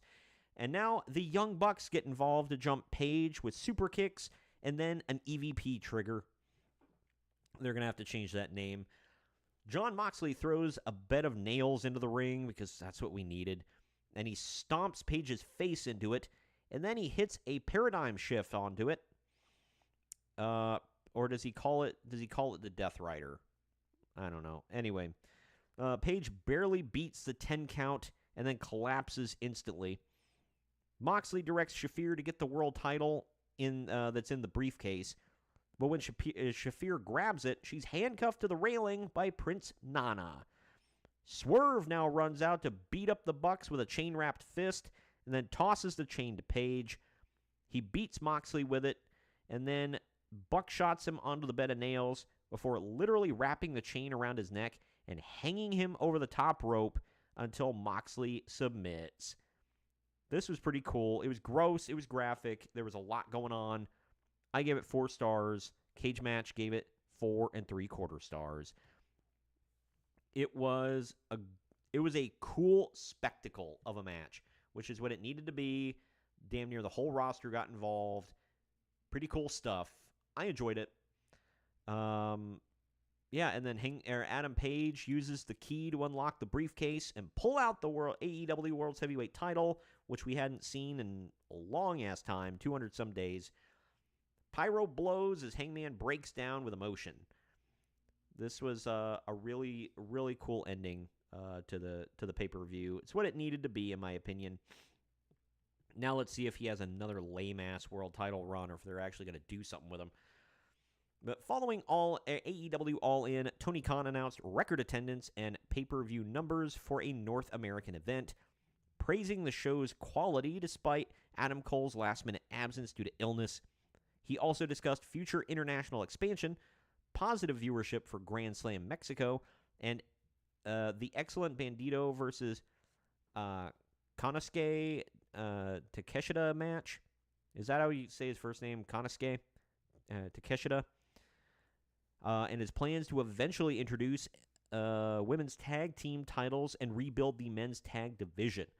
Other stars including an emotional Hangman Page, confident Athena, who also discussed her work with Metroplex Wrestling, an in-character Tony Storm, and Kazuchika Okada with Don Callis, who gloated about defeating Kenny Omega, shared their thoughts.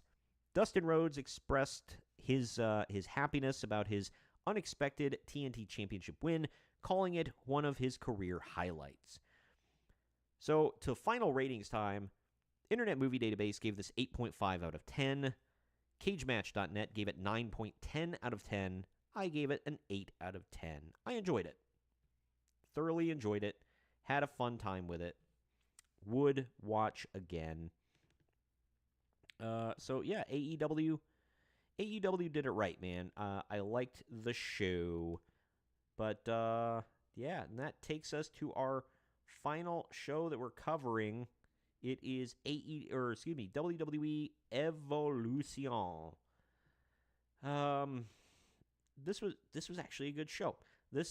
And the way I'm reading these is the order I watched them in, by the way. So, I know this is a really long podcast. We're over the 2-hour mark already, but there's 3 shows to cover, man. There's a lot to go over, and I didn't want to. By the time we go into next week, it's not going to be relevant anymore. So I didn't want to save any of this for next week, but we'll bang through Evolution here real quick and wrap stuff up for next week.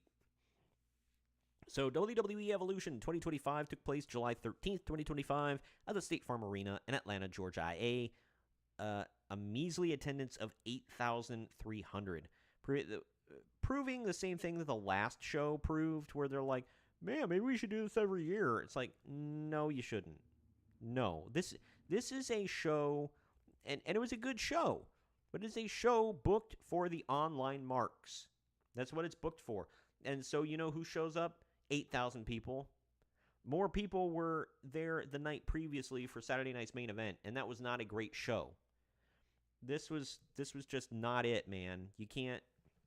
I mean, you could do this if you go with smaller venues, but it sucked. Anyway, we start the show with a bunch of women walking into the building, and then an opening video to Katy Perry's Rise, basically showing like little girls watching women's wrestlers and playing with their toys. So yeah. Anyway, we now go to Joe Tessitore to welcome everyone to the show and bring out his co-host Stephanie McMahon, who oddly enough got a huge pop. After they run down the card, they send it to Michael Cole and Wade Barrett at the commentary table. First match of the night was pretty damn good. This card was bookended by great matches. So this first one is Becky Lynch defending the WWE Women's Intercontinental title in a triple threat match against Bayley and Lyra Valkyria. This went for almost 16 and a half minutes. This match was awesome. Bayley hits Lyra with the Rose Plant. Becky backslides Bayley and retains the title. I hated that finish. I'll say that right now. I'm tired of Becky. She did some promo backstage afterwards saying, like, quit calling her Becky Hogan. She's Becky Lynch. She's the greatest ever. Nobody's ever going to be better than her or whatever. And I'm like, dude, can we just get off Becky already? Like, try somebody else. Like, dude, Lyra is so damn good. And in my opinion, Bayley is much better than Becky. I don't know. No, I don't think Bayley has the mic skills that Becky does. But, man, like, Bayley's so likable. Bayley's great in the ring. Relatable. I don't know.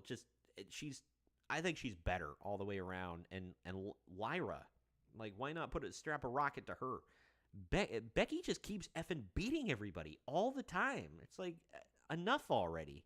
Like, this is worse than when Charlotte was on top. But anyway, I gave this match 3.5 stars. CageMatch.net gave it 4.25. In the crowd, by the way, are I put Ava. I think Ava? Who the hell is that? I think I got to go back and watch. I don't know who the hell I'm talking about. Mark Henry and Vicky Guerrero. Yeah, I don't know who the hell I was talking about. But anyway, but we go to our obviously I was like distracted while watching. But we go to our next match here. It is JC Jane with Fatal Influence in her corner. She is defending the NXT Women's Championship against Jordynne Grace with Blake Monroe in her corner. Goes for 10.5 minutes. So I don't understand why, of all people, like, Jordynne Grace is like, yeah, Blake Monroe, you should totally be in my corner. I totally trust you. Like, what? Why? Like, it made no sense. So the setup was stupid to begin with. Jordan got Def Rebelled with a new bad theme song, by the way. JC. Wow. Okay, sorry, checking the chat. Yeah, that's effed. Give me just a second here.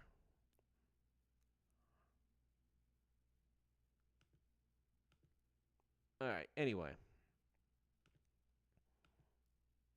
So, sorry, there was something in the chat I don't want to repeat. Anyway, it slightly wrestling related, but very effed. But getting back to this, JC Jane is in full Heartbreak Kid cosplay. At one point, Fallon Henley grabs the NXT Women's title and tosses it in the ring. Then Blake Monroe headbutts her, of all things, and just, like, knocks the crap out of her. The ref tries to take the NXT Women's title, and JC gets rolled up, but kicks out. Blake stops Jasmine Nix from getting the title. Jordan is thrown into the ropes, and then Blake Monroe blasts her with the title in the back. JC then pins Jordan for the win. I gave this 2.5 stars. I thought it was an average match, and anybody with 2 working brain cells could have seen the ending coming.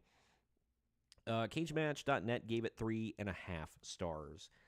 I did not think it was above average, but, you know, I could argue maybe 3 stars, but that's very questionable. I don't know. But either way, after the match, Blake Monroe gets in the ring, hands the title to JC Jane, smiles, and then leaves. Jordan's nose is bleeding, so I don't know where along the way she got hit, but either way, she's seething, pretty angry. We're definitely going to get her and Blake Monroe in the future. But now they show Jazz, Ivory, Jacqueline, and Maurice in the crowd. Some more legends. If you want to call Maurice a legend, I guess. She was there. But we go back to Joe Tessitore and Stephanie McMahon for a little bit before the next match. I hate this, like, people in the crowd talking about what we just saw kind of thing. And it's like, let's throw it back to commentary. Like, why are you here? Seriously. But up next, it is the Judgment Day of Raquel Rodriguez and Roxanne Perez defending the WWE Women's World Tag Team titles in a fatal four-way against the Kabuki Warriors, which is Asuka and Kairi Sane, and the team of Zarya and Sol Ruka, and Charlotte Flair and Alexa Bliss. This goes just shy of 11 minutes. This was very chaotic, but it was fun. I enjoyed it. Raquel powerbombs Alexa outside of the ring onto a bunch of women. I referenced that earlier in AEW. Then Raquel hits the Tejana Bomb on Sol Ruka for the win. Sol, you got to take the win, or Sol, whatever. You got to take the win, the loss here. Like, sorry, you're the rookie. It's either you or Zarya, and it ain't gonna be Zarya. You know what I mean? But I gave it 3 stars. It was a pretty good match, actually. I didn't think it was gonna be, but it was. CageMatch.net gave it 3 3/4 stars. So I didn't think it was that damn good, but it was entertaining. I liked it. Roxanne Perez jumps onto Raquel, hugging her in celebration. Now, I think they make a pretty good team, by the way. I mean, this is like their first time as a team, but I don't know. They go well together. But after some commercials, we now see Tori Wilson, Melina, and Molly Holly in the crowd. Joe Tessitore and Stephanie McMahon then preview the next match. It is Tiffany Stratton defending the WWE Women's title against Trish Stratus in about 8.5 minutes. They played this perfectly, in my opinion, with Tiffy being the bigger, stronger, younger, dominant champion, while Trish is the wily, smarter, skilled veteran that still has a lot of gas in the tank. So they went back and forth, with Tiffy using her, the fact that she's younger and faster and stronger.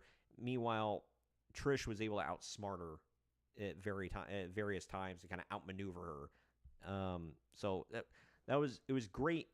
Not quite rookie, but like younger star versus veteran kind of dynamic they had going on. But Tiffany kicks out of multiple Stratus factions. Then she hits an Alabama Slam on Trish, then the prettiest moonsault ever, and wins. I gave it 3.5 stars, as did CageMatch.net.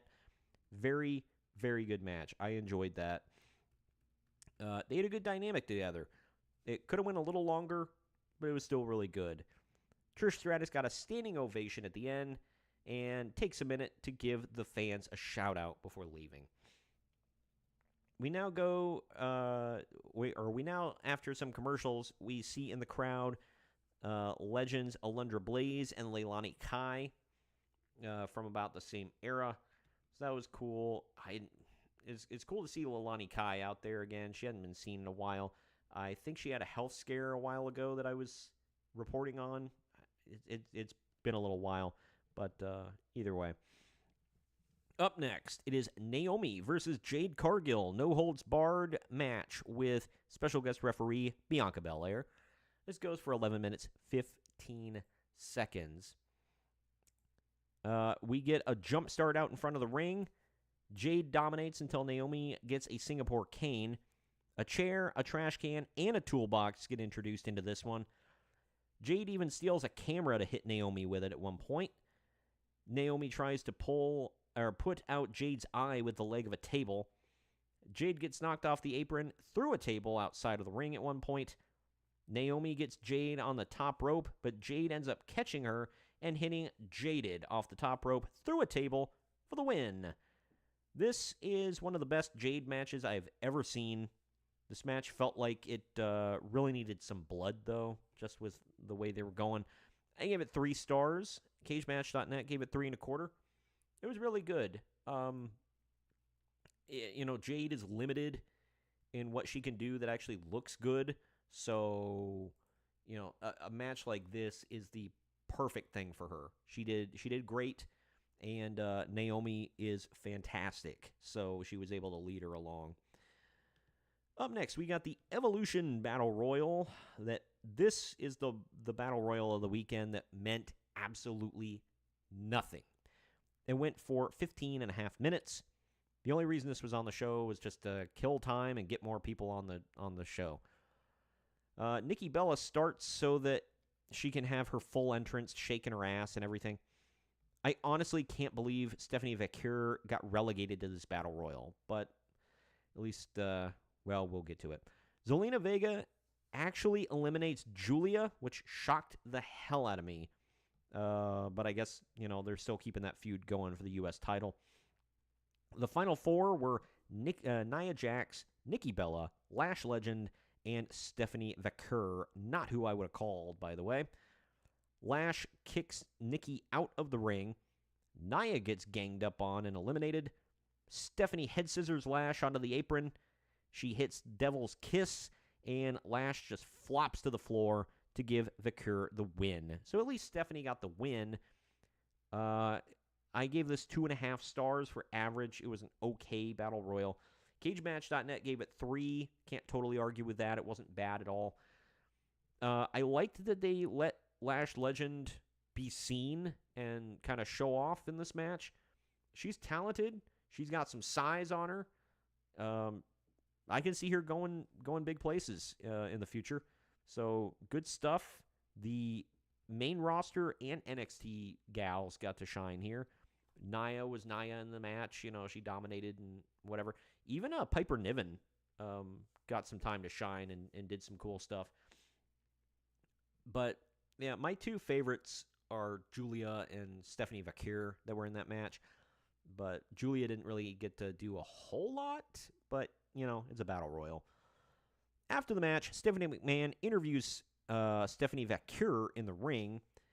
And McMahon asks a question in Spanish.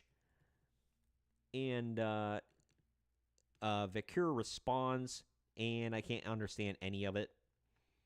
Vaquer says English is not my first language, but wrestling is my first language.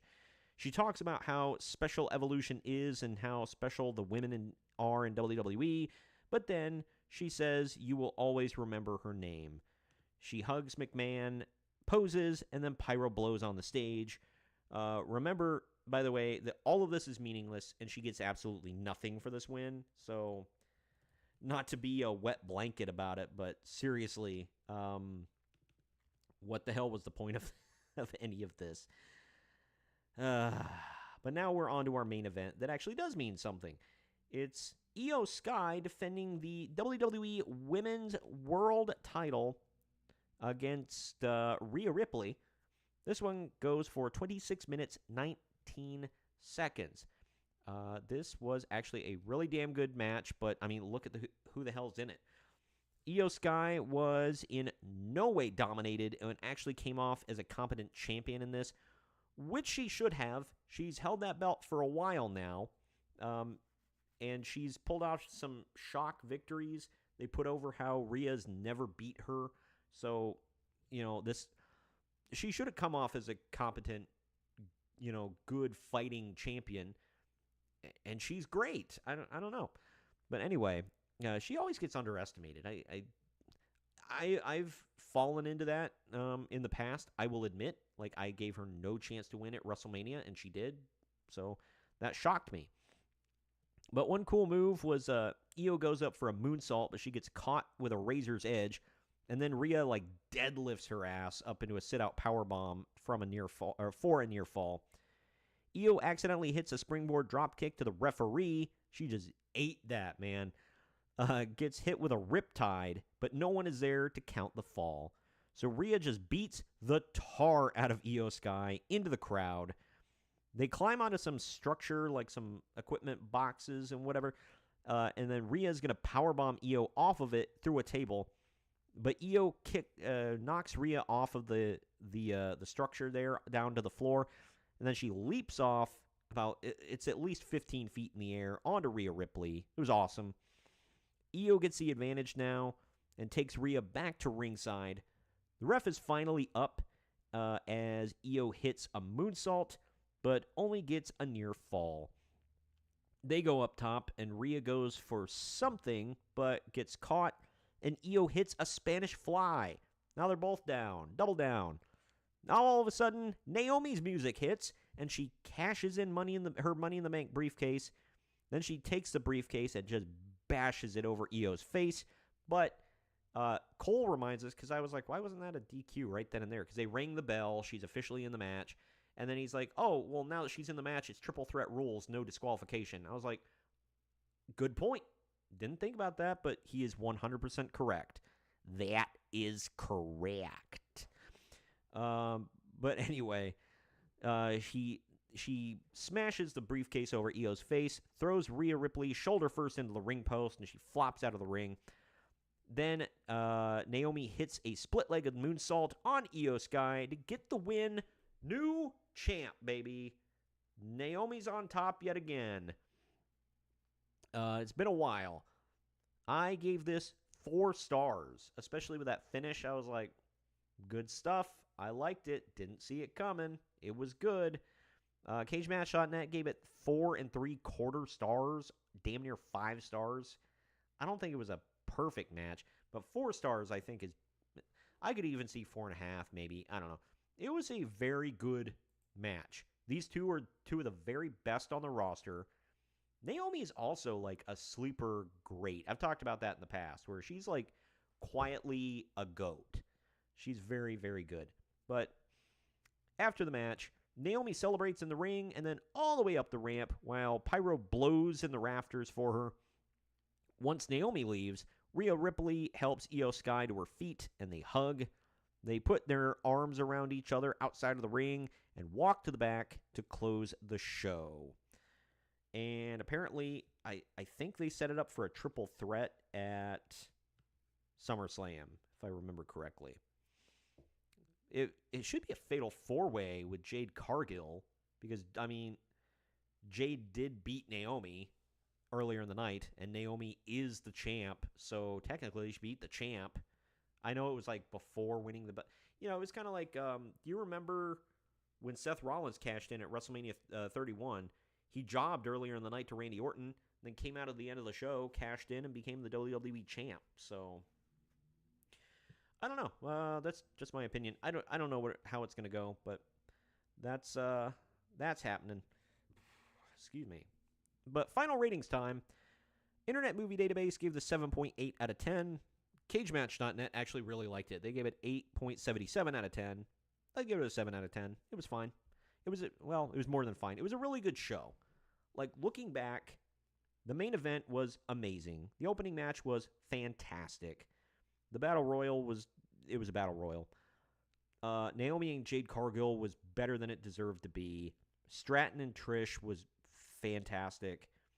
Even the women's tag match, like the multi women tag match, was great. Jane and Grace was pretty good. It wasn't fantastic, but it was at least average, maybe slightly above average. All in all, good stuff. I really enjoyed it. Don't regret watching it whatsoever. So there's that. Had a good time. It was a lot of wrestling this past weekend, man. That's why I did not get to ROH. I did not get to Great American Bash. None of it. But I liked All In. It was really good. And it's actually inspired me. I want to go back. I've said this before, and I keep putting it off. I want to go back and watch All In from 2024 and 2023 and just check those out. No, I've never seen them. I've seen bits and pieces, but I never watched the whole event start to finish. So I'm going to go do that and review them someday on the show. But next week, if I am able to hold a show, because I don't know what my... Like I said, I didn't do a live show last week because work and everything, real life got involved and kind of sucked. But either way, next week I should be able to review Slammiversary. So I will watch TNA Slammiversary on Sunday and report back next Wednesday with a review of that, talking about how it went, all the current news and notes and all that good stuff.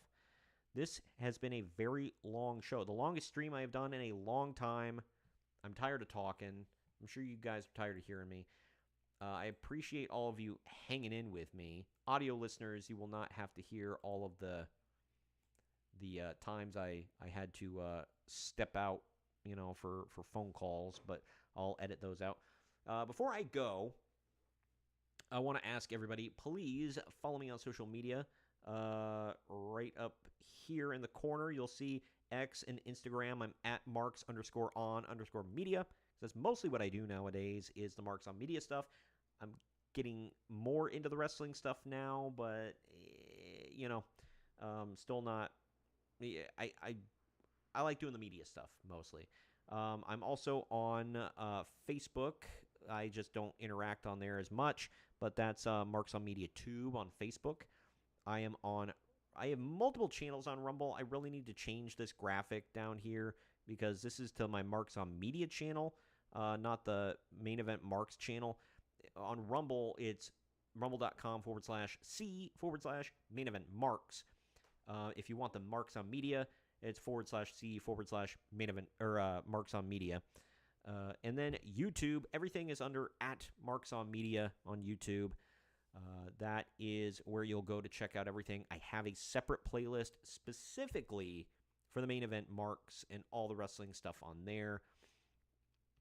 I am doing a new episode, if you've been listening or watching the stream and not listening to the audio part, because that part got cut out, I'm on Friday doing a new Dark Side of Wrestling history.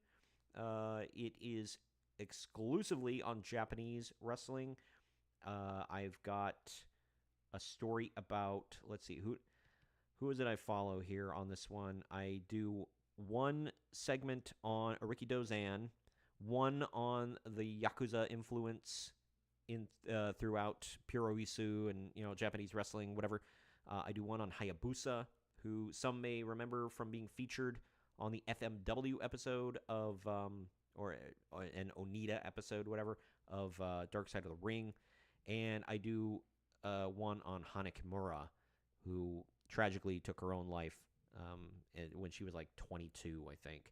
So that is coming up. I hope you all tune in for that. Like I said, that'll be posted Friday on YouTube, Thursday. So tomorrow will be posted on YouTube and Rumble. Check that out.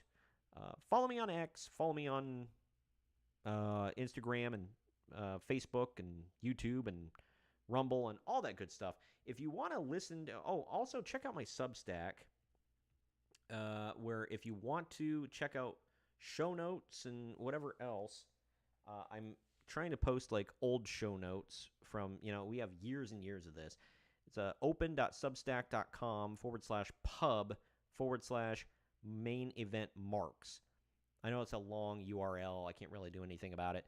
But like I said, it's open.substack.com/pub/main event marks. And there I've already got articles on multiple things. Let's see all of my posts here. I know I did. Okay, so my first, it uploaded like all of my podcasts on there because you can have audio as well. It just went right through doing all that. So my very first post, I think, is Dark Side of Wrestling history. Yeah, so Dark Side of Wrestling history, I did episodes 1 and 2. The notes are on there if you want to read it rather than listen. But I also link the videos on there as well. And then I've got the NWA WCW Great American Bash 1990 notes on there. That is also in the archives. But if you check that out, if I recall correctly, I link the YouTube video on there as well. But you can also listen in the archives or everywhere you get your favorite podcasts. Like, I mean, we're all over the damn place. Audible, Apple Podcasts, Spotify. Just check out Main Event Marks. We'll be there. But anyway, thank you all for hanging out with me today. I appreciate it, sticking through all of the stuff and the muck and the yuck and all that. I appreciate you all tuning in. We will see you all